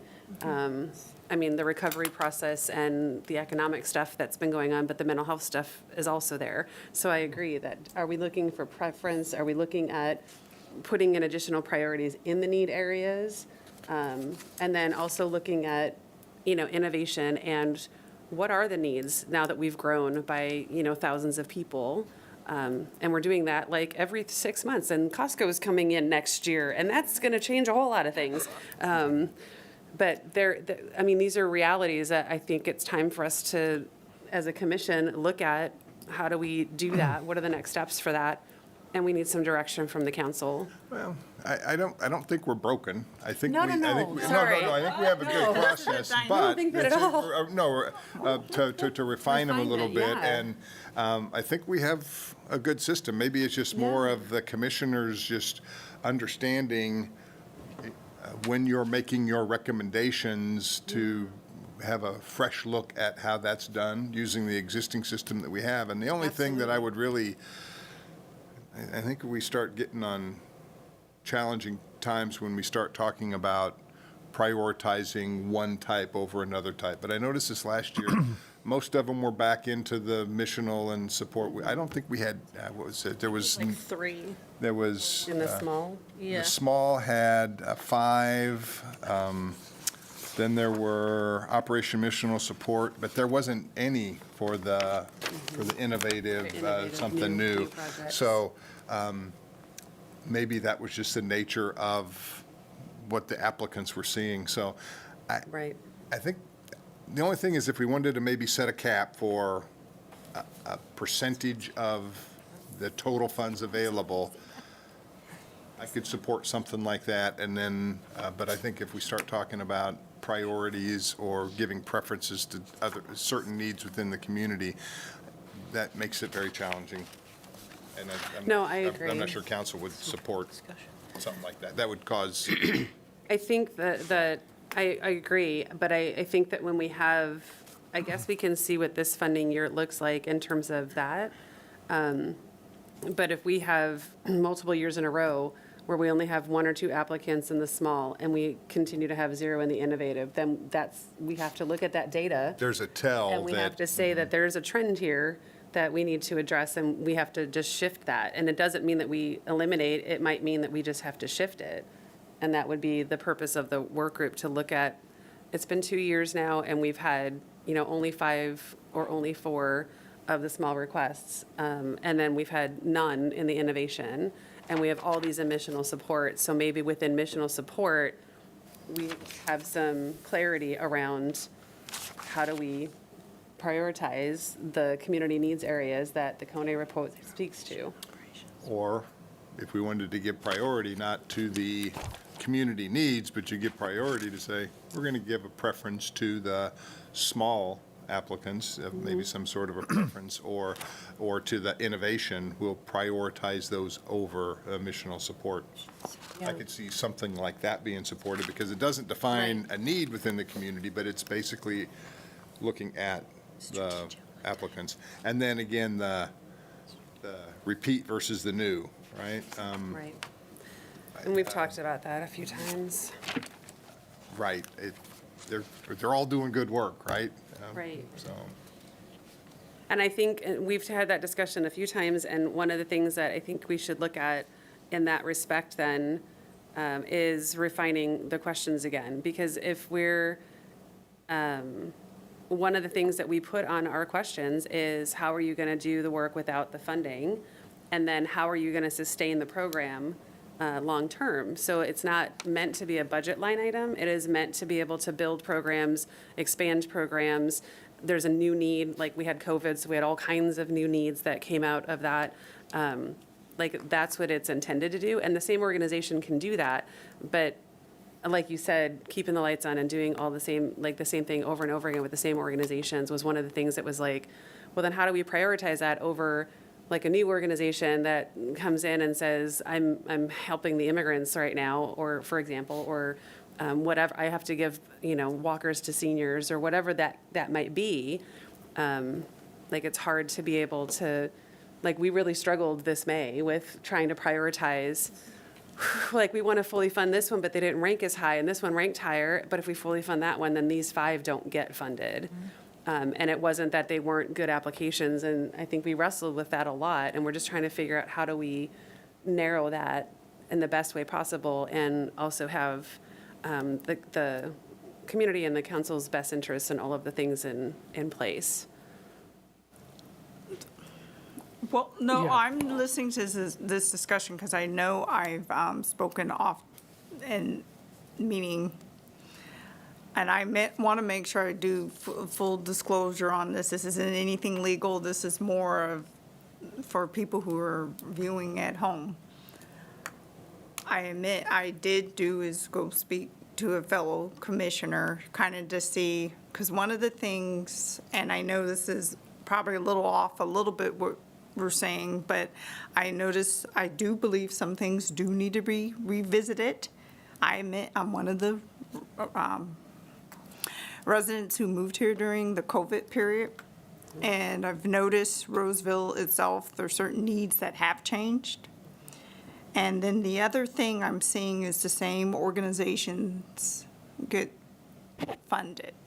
And I was wondering if there's a way to do a rotation on that. I'm just trying to look at because I know I brought some things up like earlier in the year. I did not make the May meeting for full disclosure.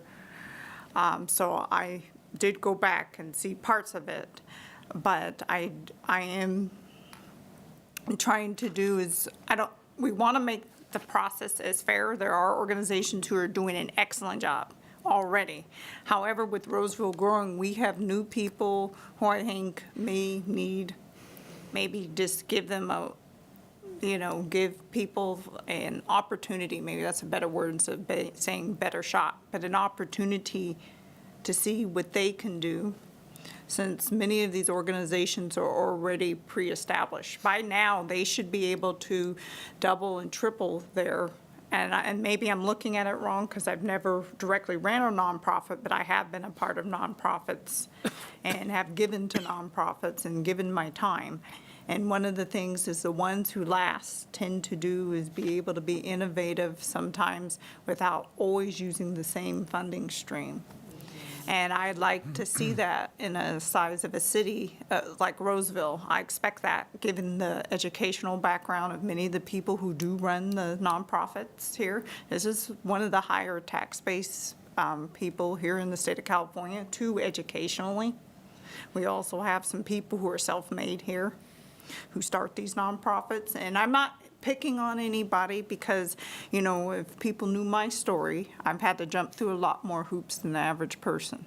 And I'm not here to criticize anybody who, but I'm here to just say, hey, it's time for us to maybe look at, okay, what organizations to maybe put because we're talking about putting a cap on how much money. Another thing, and I didn't hear it brought up, maybe you guys withdrew it in May, but there was a cap on, let's say X organization applied for something this year, but we tell them, well, you guys are suspended for maybe one funding cycle or something. If, I don't know, I'm just thinking of the amount of limited funds that we have. I heard you guys, it used to be tighter during, Roseville had some harder times, but I'm also looking at if we can't bring in, I know we've discussed, I think last year, it was brought up, can we bring with all these new innovative things coming to Roseville, can people add more money to the existing hospital fund, things like that?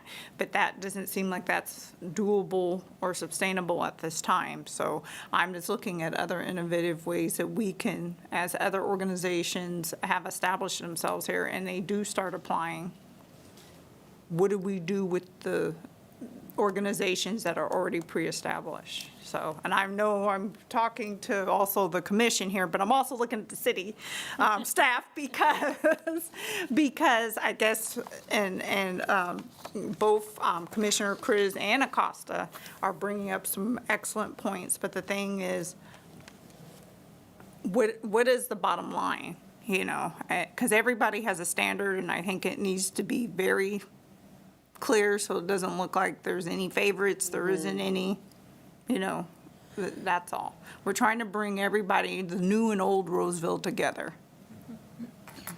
I think the one other thing that I wanted to mention or wanted to ask is in Zoom grants, there is a section that we can provide comments to justify our scores.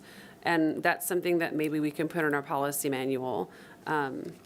It's limited. I did add some comments because I know I've been on the writing side, I've been on the reviewing side, I've been on the putting funding outside and receiving applications and being responsible for all of that. And in all of those places, I have really appreciated feedback of, why you weren't selected or why you were selected. And so that's one of the things that I'd like to open to the other commissioners of when we go through this funding cycle, can we utilize that? It is limited in I think it was limited to 1,000 or 1,200 characters, not words, characters. And I went, oh, we have to refine that when I was trying to provide some comments. But I did try to do that and this cycle around just putting some comments of why I was scoring it the way I was scoring it. In the event that one of the agencies really wanted to know what they did well and how they wanted to improve or things like that for a future application, or if they weren't funded, ways that they could explain it differently, right? We do try to really say that in the workshop meeting of we don't do what you do every day, and we might have an idea, but if you don't describe it in there, it's going to be harder for us to evaluate. Like some things are obviously easier to describe. I am buying a conveyor belt for this, right? But when it's more like mental health or other things that are in the community, they're equally as important, but we might need some clarity. And so I was trying to put those comments in there in the Zoom grants. And I think maybe that might be helpful because then we can, if we have an impasse again, we can talk about, why we scored it the way we scored it. So that was the last thing that I would add. But I would like to see if anybody else has any feedback. And Lauren, no? Yes? Daniel? Say thanks. Okay, go ahead. So I think for me, having it been my first year, I was meeting some of these nonprofits for the very first time in their application, which weighed heavily in my scoring because if I had no idea who you even were and you described it really well, I was like, oh, cool, I know who this is now. I don't need to figure it out on my own kind of thing. And other commissioners who may have been around longer and know nonprofits differently might have been like, oh, they didn't do this or that or whatever. It's so repetitive, I'm sure. But for me, a lot of it was brand new. And so if I felt like I really knew them from just their application, they got scored a little bit higher for me because of what I just said. I don't know why I'm repeating myself.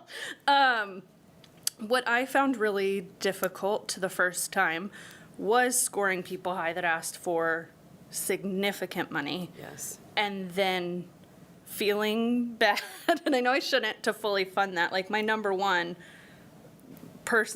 scorer probably could have been fully funded, but then that was a third of the budget or whatever. So I think a cap is my biggest thing I would love to see, and I like the 10% idea. Me too. Because and then I think what I was struggling with in May was seeing high scores and then low money. And so that was such a discrepancy, but I think so much of it was, well, if we fully fund them, we can't spread the money around, but then we're not supposed to spread the money around, so it's like a little bit unclear there. Another takeaway I had was it would be a whole lot nicer and easier to have the questions be similar to what they filled out, like in line with each other, because I was finding I would read the entire application, usually twice, and then go back and pick and try to find exactly where they answered certain things, and I spent a lot of time doing that when and some of it was a little repetitive when I was starting to go through it. So that's my takeaways and feedback as well. I second all of that. Somebody explain the 10% rule thing.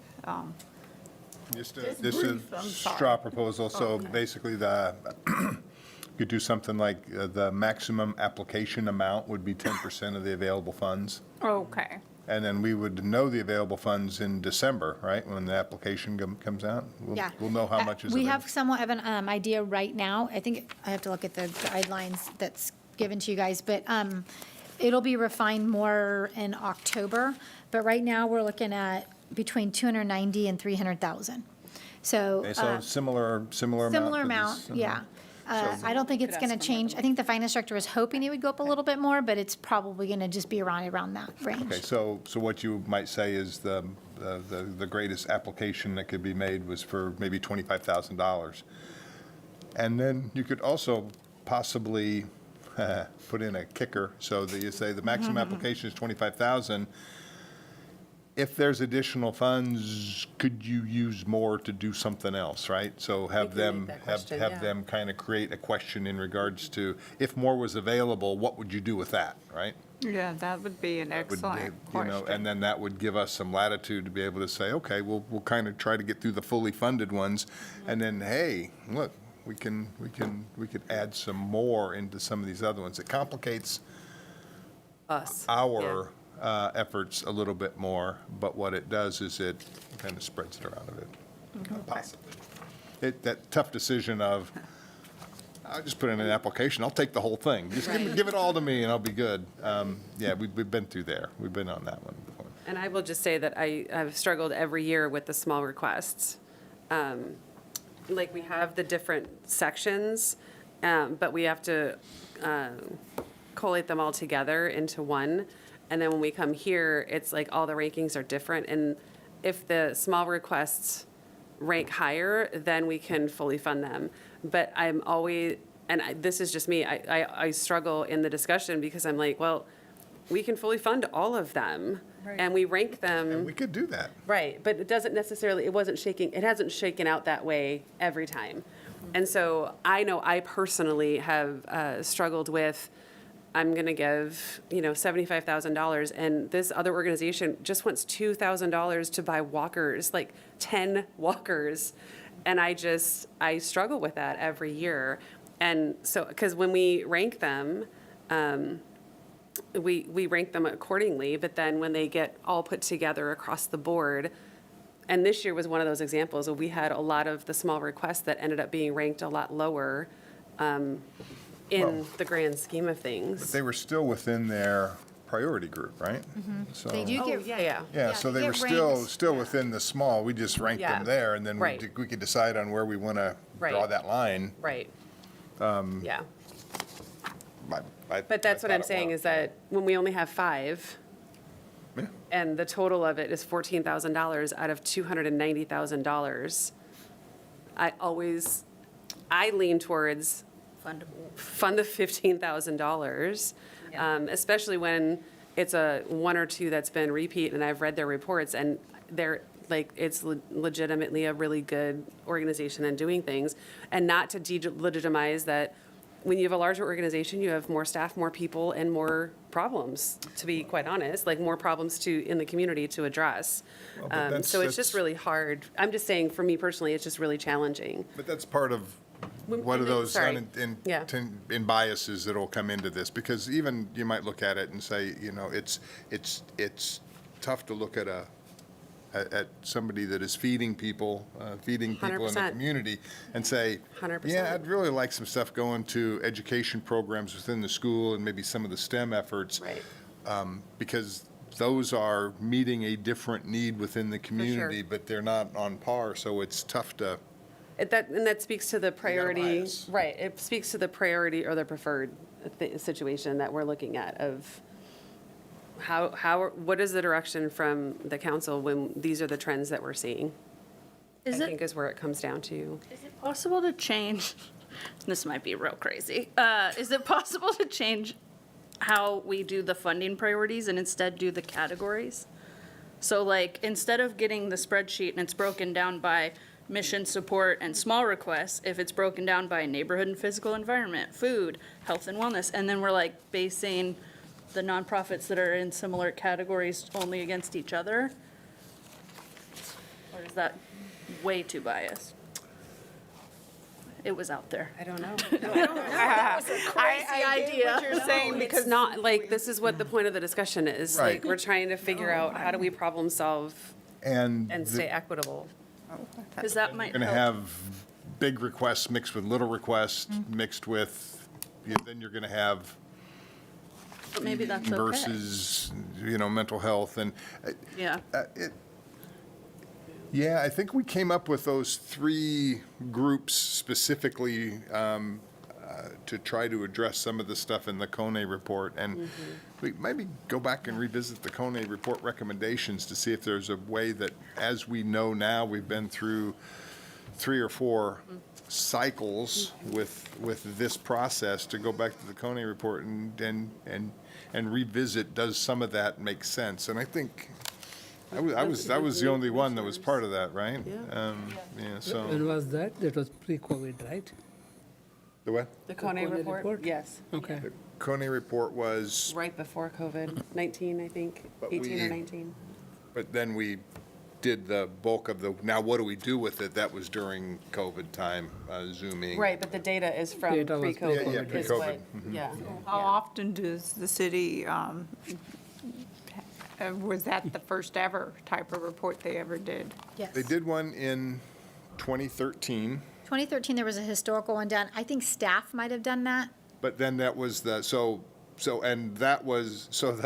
the Kone report was finishing the 2013 one, which was kind of, the recommendation came out of 2013 there was kind of I think a phase 2, which then we prompted us to do the Kone report, which was let's take a look at that again and take the historical one and then look at what the needs in their community. So they did the interviews and everything that's in that report that you've read. I'm actually intrigued by your comment, and I'll tell you why, because we all know there's shifting trends in each of those 5 categories that were identified through our community, COVID. I mean, there's a multitude. That's a whole nother evaluation process to see, because I've heard a couple people mention, well, what does council want? They're looking at the radar screen and say, hey, we got to move money over here because this is moving left and we want to get it back going right.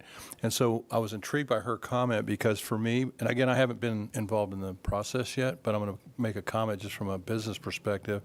I kind of like, if I have $300,000 and I'm running my city and I'm the CEO, I'm going to tell you right here, here's what I tell you. I want 40% of it in feeding people. I want 30% of it in this category. I want 10% in this category. I want 5% in that category. You go figure out, how am I going to get the biggest bang for the buck? And it really, so that's one comment I'll make. And then the other comment, and I'm just listening, this has been great comments because I feel like I've learned a lot more than I thought I would as my slow learning pace. But the other thing I struggle with, having been a board member for a nonprofit, a fairly large one, and really what it comes down to, some of these that are asking for big bucks are loaded because they have a board that sort of knows how to raise money. And at the end of the day, and I know this is a tougher one because we're not the nonprofit of we're not the funding nonprofit. I mean, in other words, we've got to have some business integrity here, but it's a factor. And I don't know enough about the process to figure out how you can equate that. But I do love the comment that you made about categorically putting a stake in the ground. And then once we do that, then our facilitation process to me is a lot simpler. Because you got apples competing with apples, and you got pears competing with pears. You know, that's bad description. You know what I mean, though? I mean, it just seems to me logically, from my brain, because doing it that way sets the strategic plan for the city first. And then once they give us a strategic plan for the city, then we kind of figure out who's going to give us the biggest bang for the buck and who wrote the best application, who worked hard for it. That's just my comments. Thank you.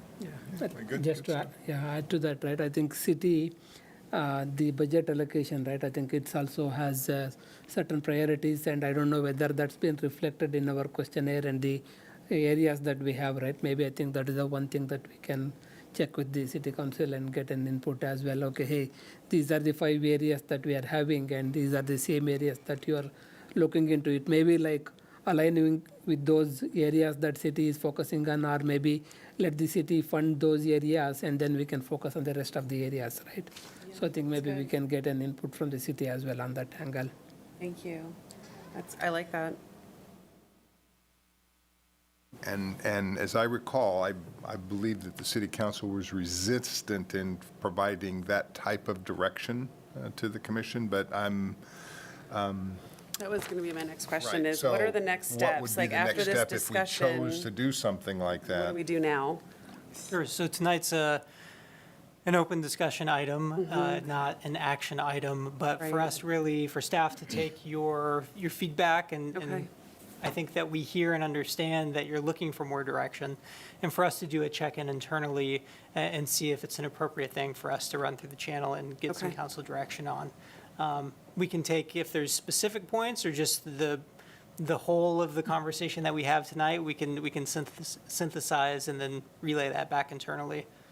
I will open it up to the commission to see if there's a preference of full summary of what we've discussed here from staff, or are there specific things that you absolutely want to get an answer to?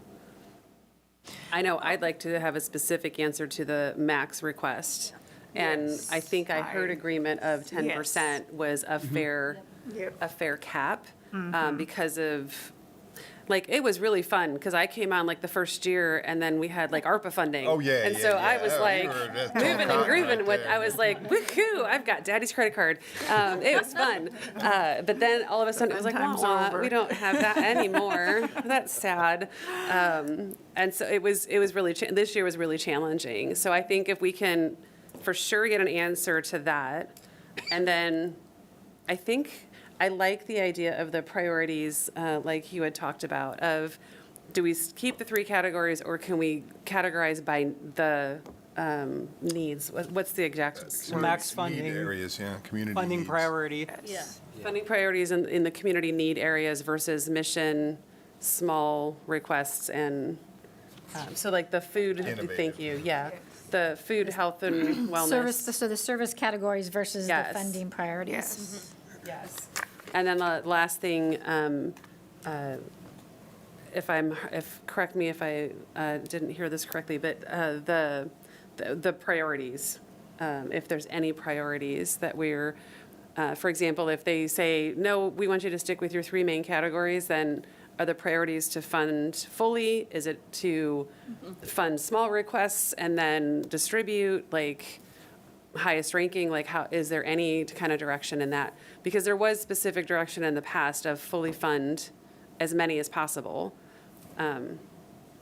So I think those all go together, because if they don't put a cap on it, Yes. and we have one that asks for, you know, half or a third of what our total funding is, we need to know if the direction from council is fully fund, if they rank the highest, fully fund them, and then we're only giving out 3 checks. Okay. Yeah. Does that summarize it, everybody? Yes. I think the only. Anything additional? Yeah, there's a bunch of different ways we can For sure. cut this. And, yeah, I think there's ways that we could do that, whether, or, you know, and the whole thing of, we probably want to, you know, repeat requests versus new request. Innovation, you know, yeah. you're Yeah. part of, you know, Commissioner Murray's, the robust, well-funded ones that are, they have professional grant writers versus The walkers. The small requests that come in, Yeah. you know, we tried to even the playing field in those regards, but doing that, so maybe for like a request, give priority to somebody that has some matching funds, right, for a project. Oh, that's good, yeah. You have the 10% max on that, and, yeah, just give some sort of priorities in there, but as I recall, council was a little resistant to, because that causes them to have discussions in regards to what's important to individual council members, and Or I'm just to- surmising that No, that but causes. to Commissioner Murray's point, if they have a strategic plan, if they've noticed that there's trends, they might say, these are Here's the where we trends. would like to see And money here's going. what we're seeing as the greatest areas of need or ways that we have to move things around and Yeah. places where people might fall through cracks, right? Yeah. But if they're not, I mean, I think we're at the point where we just ask for the feedback, and then when we have the feedback, then we can decide, okay, they gave us some direction or they gave us no direction. Let's maybe go into work groups and look at the Kone report again, look at our trends for the last 3 years, because COVID really did change a lot. And if we look at those 3 years and do the work groups individually with the commissioners, maybe we can have some more solid recommendations that might be easier for them to work with in terms of how do we update our policy manual. It might be hard for them to say, okay, I want 50% in neighborhoods, you know what I mean? Right. But what I'm thinking is if there's a way, if there's some analytical people that could say, just if you take each of those categories and just give us some macro trends, like this has gone really, has improved like 20% every year for the last 3 years, even if that's all you give it. I mean, if there's something that sort of corroborates sort of what the trending is in that particular area, and if they want to add in, there's a need there, that's always nice. But if at least we can kind of get some directional stuff, that might help us to understand a little bit better. I just will reiterate that it's hard because we want to fund all of the needs because they are very legitimate needs, and our organizations work so hard supporting all of these residents, and so we're just trying to figure out how to make it the most equitable and fair process for everybody. And there's been some shifts in how things operate since COVID, and I feel like we're far enough away from it now to be able to say, all right, do we need to adjust or not? And then is there a change in direction? And I think it's not just COVID. I think it also is we've had tremendous growth. We have a lot more people entering into our community, and that changes the needs. It changes the resources. We're going to have new opportunities open up, like new nonprofits, new businesses, et cetera. So I think that's one of the things, because it's just challenging. We have the small ones. We have like the one-time big event type of grants, like the shopping and things like that. That's like a one-time big thing. And like when I'm looking at how would I not prioritize, but how would I make those fall into those categories? Like that's not any easier. We're just trying to figure out how do we do it in a more refined way. Okay. Going back to the report, since it seems like it's been, you said since 2013, if I heard you correctly. No, 2019 was the Kone. Okay, 2019 was the 19, Kone. and then prior to that, though, what year was that? So 2013, and there is a historical report, it is online as well, is kind of what Ed was referencing. And then the Kone actually came out with their report in 2020, so April 2020. So that kind of refined and took that information from 2013, but also then worked with the group and everything and came up with what they would suggest. And so we have taken some of those suggestions, which is where the service categories came from and the funding priorities. So that did change. And I believe in your scoring too, how the scoring rubric kind of came up with. So now I think from what I understand is what you guys are saying is now that things are changing a little bit. We're now post-2020 and out of COVID, maybe refining some of these things more, because I do know I've reread the Kone report, and there's some things in there that we still haven't done that they've recommended too. right. So that might be something that you guys all look at, if you can, reread it and look and see what are those things. Maybe that's something to look at. But I definitely hear what you're saying. Like Jonathan said, this is a discussion item, so just some of these topics that I have here, I could take back, get some guidance from the city manager. We do have, council has changed too over time, so their mindset might be different than what it was, back when a lot of this came about. So there definitely might be some different direction. So I will kind of take that and see what I can get to give you guys direction. This may take longer than this cycle too, so we might have to stick with kind of what it's been this next cycle and kind of still work through this next year. But it'll all depend too on what kind of feedback I can get and time-wise.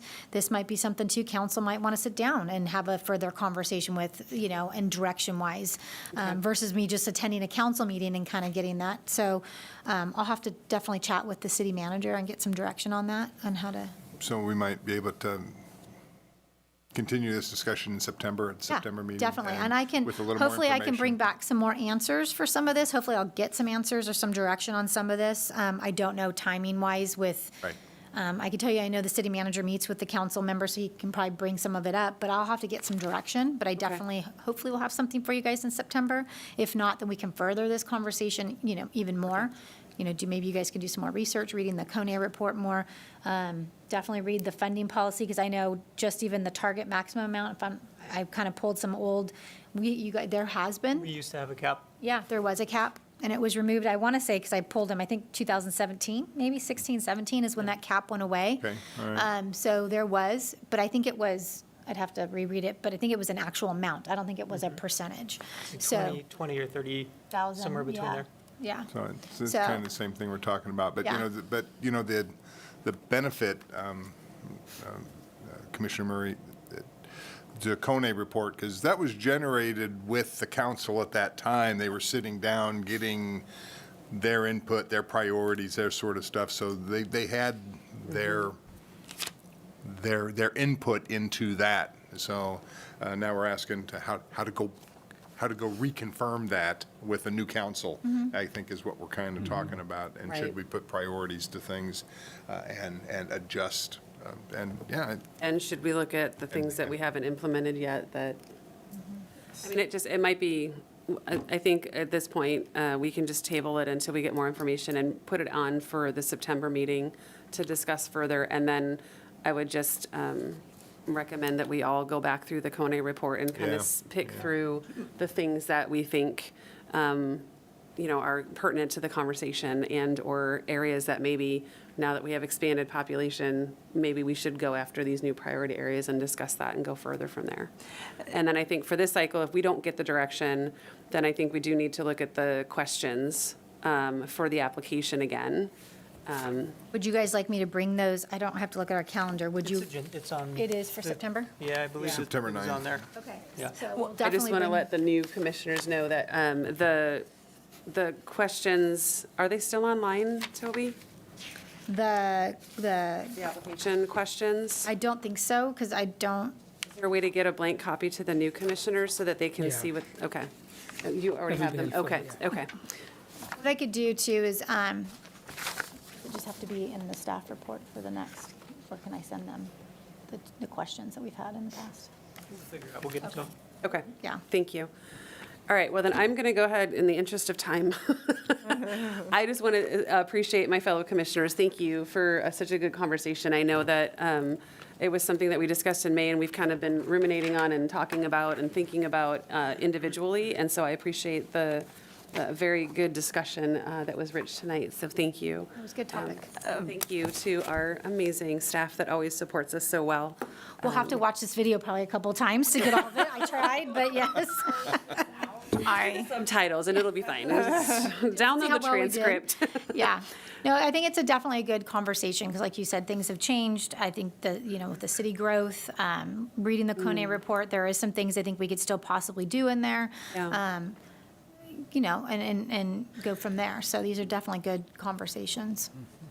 With the Coney report, how would, I was going to say, as a commissioner, be able to get access? That's one of the It's online. things. It's online. No, but I mean, online where? It's on the The Grants webpage, the Advisory Grants website. Advisory, or the Grants. You just search City of Roseville Grants Advisory Commission. It'll take you to a landing page, and then there's a link to go to our specific page. And it's right there on that page. There's horizontal tabs, and it's under one of the horizontal tabs. Okay. I- I've just looked give me a call. around, no, but I've also looked around the Grants Advisory page, and it's gotten a lot better than my first year when I started. But I'm just saying, you know, being able to access things, to be able to go back for some of us who don't have that history, I believe would be very important. So I'm just speaking for myself, but the newer commissioners and maybe people who are new to the city as well. If you can't find it, Lauren, just email us and we'll send it to you. Okay, no problem. I should be able to find it now, you know where to look, but sometimes some information like Yeah, that, no, for they sure. don't just send out because they want to kind of just keep some information that's not necessarily like the census where it's generally. I do try, I know, because I actually work on the grants page, so I try, because I know it's important information, and I know the questions I get from some of the nonprofits as well, so I try to put as much as I can out there, or what I think they're asking. The frequently asked questions was fairly new these last 2 years, because I know that kind of kept getting some same questions. But there is, like Jonathan said at the bottom, so you'll have this funding cycle, then you'll have the previous, and then it says like historical, so the 2013 report is there as well. Okay. And then a link to the Kone report. You'll see past, all the organizations that have received funding in the past.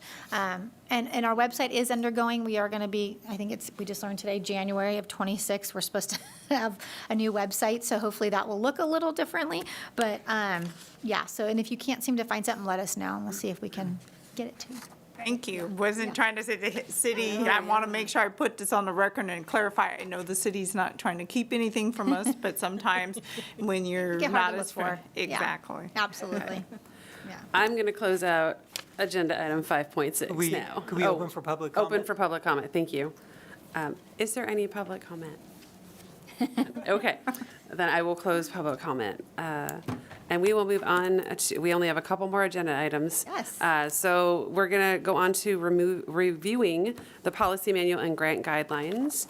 And staff will give us a brief background on this item. So I'll kind of quickly go through this. Every year, the grant funding cycle documents and updates the commission reviews, as well as city staff.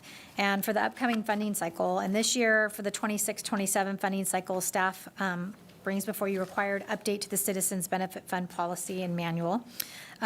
We reviewed the grant documents and revised the changes to the CBF policy manual, which are in red, which you guys have a copy of. But just kind of a little brief, one was to the table contents. There really wasn't any major edits. It was more of some technical stuff.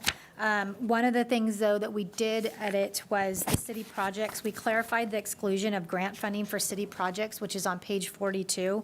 And partly is that just to be more specific of what a city project is, because we did have a couple applicants that came through this past year that asked for funding to do something to city facilities, and so that is not allowed, so we wanted to make sure it was very clear in there what that meant. And then we added that also to the grant guidelines, so that when that is posted on the website, then the organizations can see what that particularly means, so that they're not requesting it and get denied. And then the process to amend or extend the timeframe, and then the application review process. So all minor language updates, other than just the city projects one, was for the grant the policy manual. And then for the funding guidelines, it was just the amount of funds that are available. And like I said, that'll be finalized in October. They kind of give me that final number. That has changed it a little bit in the past, just due to if we get any additional fundraising that goes on. Sometimes the city employees, this past year, they did some fundraising. I think it was the Martin Luther King Walk or something that brought in some money. And so they went and put that in the CBF or the REACH funds that upped it a little bit. But normally what the amount we get is kind of what we're getting.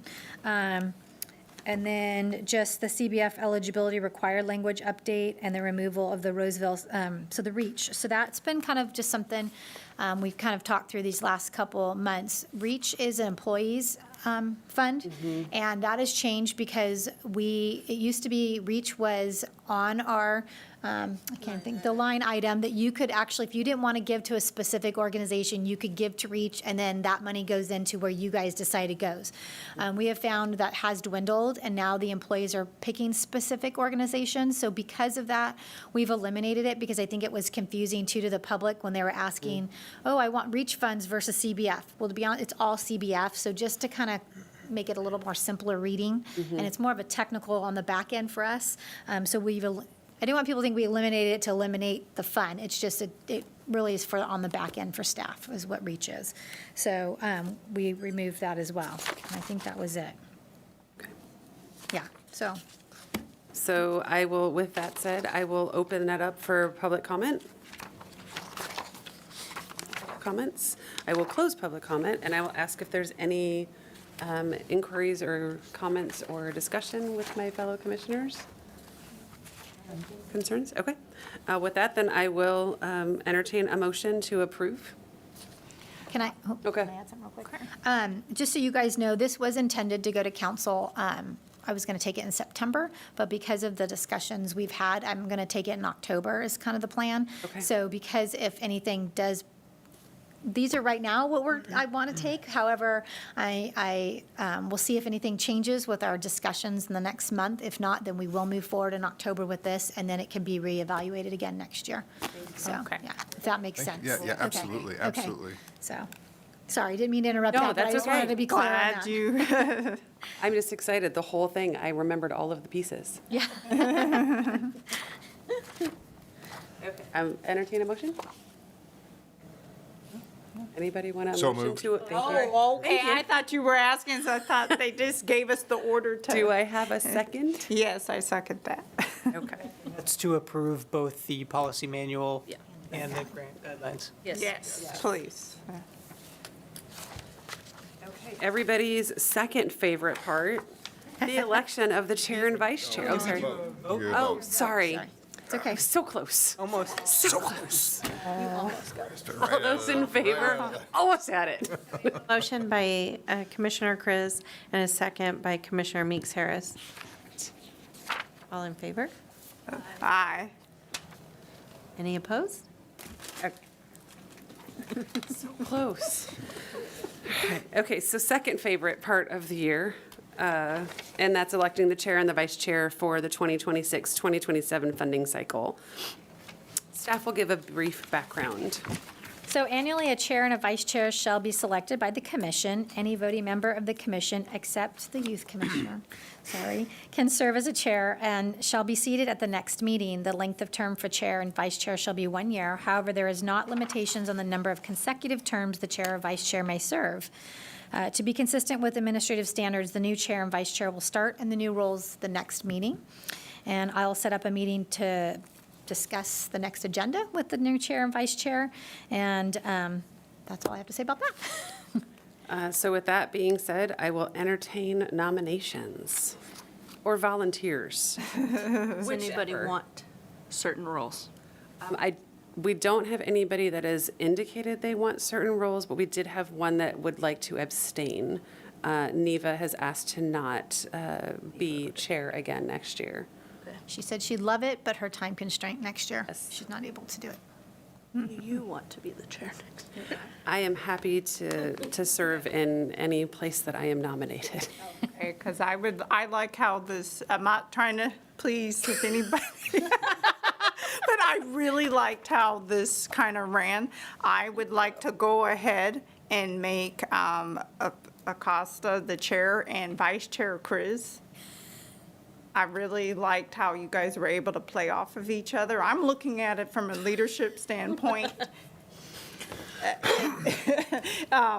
Just because of how you guys already came in with your plan, not saying next year. I've already kind of scalped everybody out a little bit. A little bit, because that's something that I do. You know, that's why they asked me to consider this commission, because I look at all the parameters and my background as somebody that is in compliance and is always trying to look ahead. That's why I'm also in the cybersecurity realm as well. So I'm looking ahead at where the city's trying to go, and I'm making this recommendation. But if nobody wants to follow me, that's fine. But at least I put my thoughts out there. I would like follow to you. second that too. Well, I would be willing to serve in whatever capacity is necessary. But just keep in mind that typically what has happened is we have the vice chair kind of step into the role of the chair and kind of the move through. And I've been the vice chair and the chair in the past, but this is my final year, so I will term out next July. So if I'm vice chair. What I'm hearing you say is you want to be chair. I would be willing to be vice chair, but to step into there would be, one of our new commissioners would be able to then step in as the chair at that point. But I would be more than willing to Yes. be the vice chair if you're willing to be the chair. I would be willing to be the chair. Unless anybody else is interested in participating? Not at this time. Commissioner Lozano? Not at this time, but if I am still a part of the commission, I am going to put my consideration possibly for next year. But I have to make sure that I learn even not only more, but because I know a lot of people are looking at this, all they do is read. No, you guys, as these two positions are being appointed upon them, and I'm also speaking to the people at home, because I know, but for those who look back at this YouTube video, there's a lot of things behind the scenes that these people have to put into it and give us direction as a commission, as well as be able to work with the city. And because both of these individuals have the history of the city, this is, I think, for now, just because we have a couple new commissioners and also you have people, will be my third cycle upcoming, and I think, some of the training wheels will come off. And then we also have a couple one person, I know she's new-ish, I say, because she already holds a couple of positions within the city realm, particularly with Leadership Roseville. And because of that, she's coming in with a set of skills that maybe I didn't come up with. For instance, I just did Leadership Roseville last year. But anyway, moving forward, I think for now, this is the best option, given that I've already looked into everybody's history. So, end of story. Commissioner Rosano, I don't know how you feel about potential Vice chair. for vice chair potential. I mean, I feel fine with it. I have time and capacity to do it. I am new, but that means I have new ideas. And I think I'm still here for 3 years, so, But- I mean, I definitely, But you bring the new, as a commissioner, you Yeah, bring the I've- new ideas yeah. and the new concepts. You don't need to be Yeah. in that chair to do that. That's But no, it's always nice to get a little experience in Yeah. the role. So either way works. I'm fine serving. That's kinda how I feel, as too. need. maybe So you then could pick your we vice chair. we call for a vote? Like, what do we do here? I definitely think This you feels as awkward. chair is great. I know, I because think I'm, we'll take one at a time. I think So I it's- move that Commissioner Acosta is Chair. the chair for the upcoming year. second. And let's do public comment before we take the vote. Okay.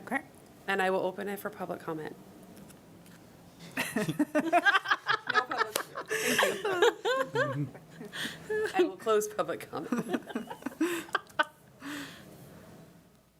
And then I'm calling for a A vote. vote. I guess is I it- wasn't sure if it Somebody was make me a or if it motion? was. We had a motion and a And we had a second. second? Yes. Okay. It's just for the chair position. for the chair position. So all those in All in favor? Aye. All those opposed?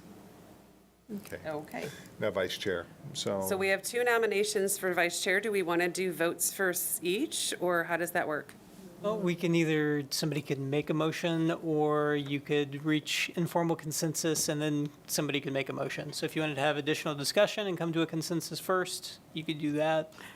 I'm opening that up to all of you. If you don't mind, I think Lauren wouldn't be bad, but I was wondering if she could shadow you maybe, to maybe take some of her uneasiness, Chris. Maybe, because you said you stop in July.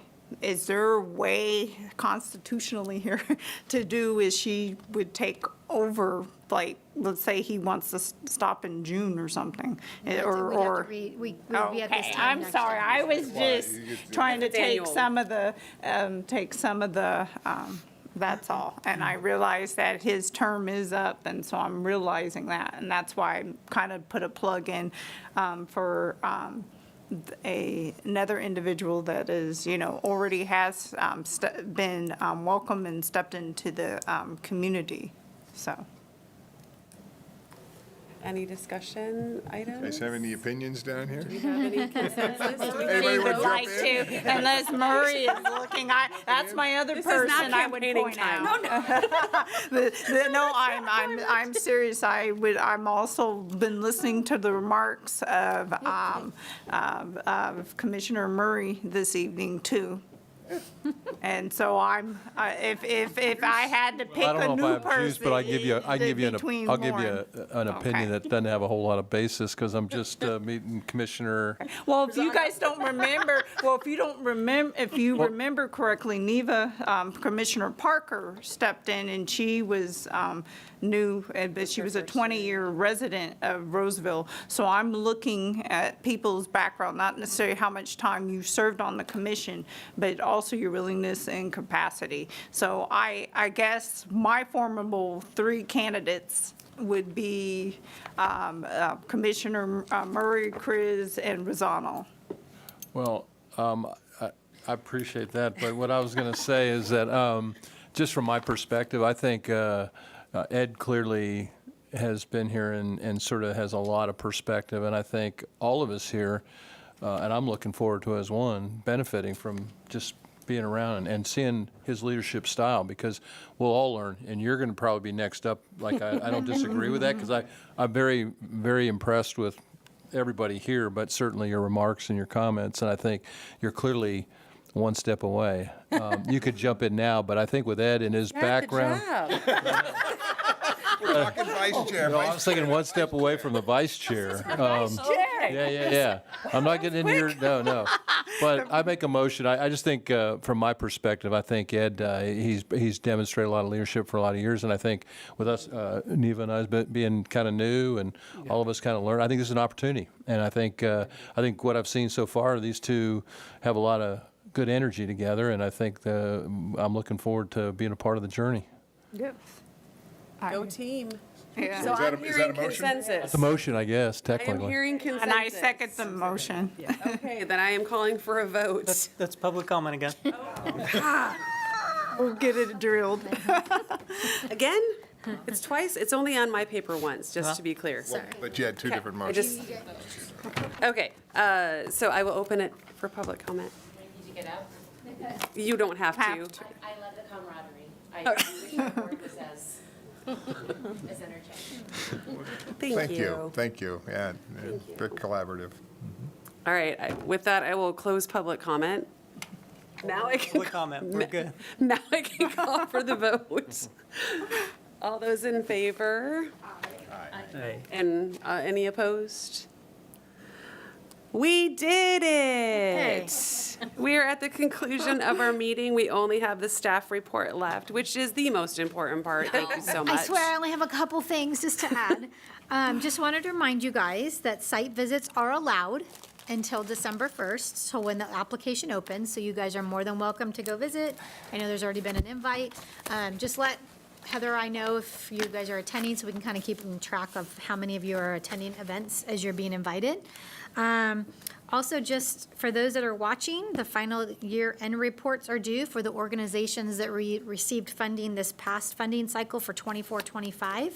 They're due August 31st. Right now, I only have 4 organizations, so I'm hoping that they're getting busy on those reports. And then what I will do is, I'll let you guys know, you guys can go in and read them if you'd like, but I will summarize it and have a summary to you, I think in October. Just also. We'll invite them on September. Yes, yeah, so there, 23 organizations are going to be invited. I'm going to send an email out probably tomorrow or the next day to invite them to the September meeting. That's where you will hear from the previous recipients what they spent their funding on. So that email will go out to them as well. And then just to kind of give you guys a heads up, more information to come, but the council chambers are going to be under renovation. And so it looks like our September meeting, I think today is what I heard. I think September meeting will be the last meeting in here. They are going to expand more seating and different options. We will let you know where we're headed. We're not sure yet, so an email will be going out to everybody, all the boards and Gym commissioners. is pretty large. We could probably be there. The West Park High School gym. West Park High School's gym. Wow. Well, a lot of consideration goes into safety. Imagine. And so, No, I or can security, imagine. so they have security during council meetings that they have to set Yeah. up. Also, our video crew.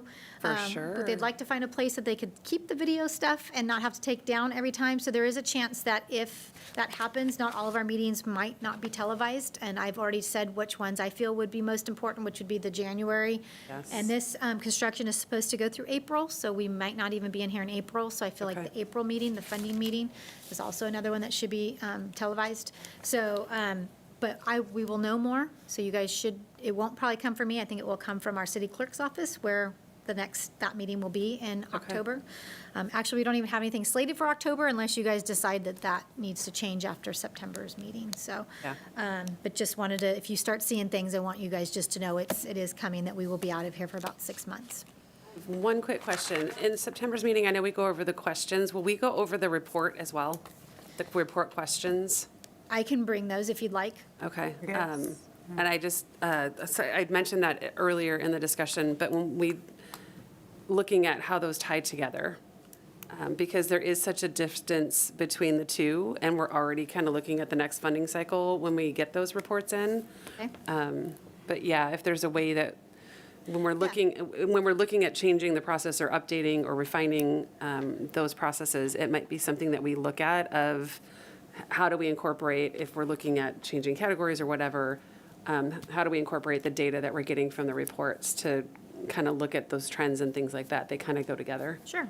I'll make it an item together to have the final, the application questions and the final report questions. Because usually, I think the final report, I usually bring those towards the end of the year. But I will make sure to add that as one item for you guys to look at. Okay. And that's I it. have one.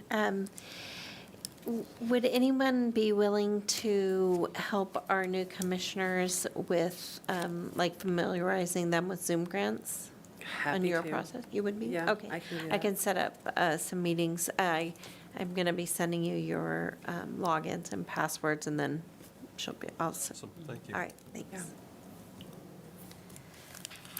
Me, if you like. Well, sure. Can't have more than 3. No, because we have staff and all we're talking about is the Zoom grants and the process of like scoring. We're not talking about anything else. Again, Process. you can't have Trying three to help commissioners. Jonathan.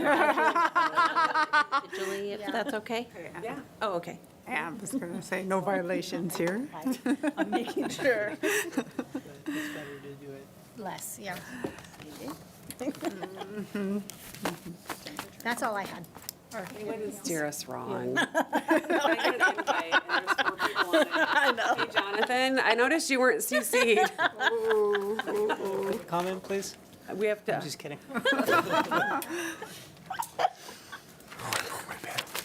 Do I have to do public comment on the adjournment too?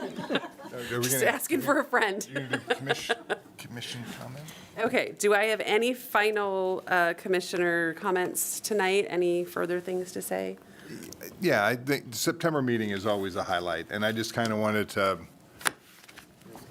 go back to the fact that this was also a recommendation that came out of the Kone report, because when they were going out and they were talking to the community about grant funding that is available, one of the things they found out is nobody knows that this is available. So this was designed specifically to have basically the recipients of these grant funds to come in and tell about the amazing work that they're doing in the community. And that was an effort to be able to get that out and to have an audience to be able to tell that to the community. And it's, yeah, you guys get another great, Party. a great party here before, came at the before we right- start the the heavy right lifting, time. right? So just a reminder that that's going to be it's always a good one, and it was a result of some of the work that was done in the past to just not advertise, but to celebrate what's going on in the community. So. Thank you. I do have one last question. Where would we be able to access the photos? That's a great question. Actually, they will email them. I'll get them from the PAC team. And then I think in the past, we've emailed them out to the individual organizations. So if there's a specific photo you'd like or you'd like to see them, let me know. We can send them to you as well. Okay, thank you. Awesome. Thank you. I just want to reiterate, I appreciate all of the work that the commissioners do. And tonight was a long meeting, and I appreciate all of you staying in there and for the discussion. And with that, I will entertain a motion to adjourn. I motion to adjourn. I second. All in favor? Aye. Any opposed? Thank Okay. you. One day.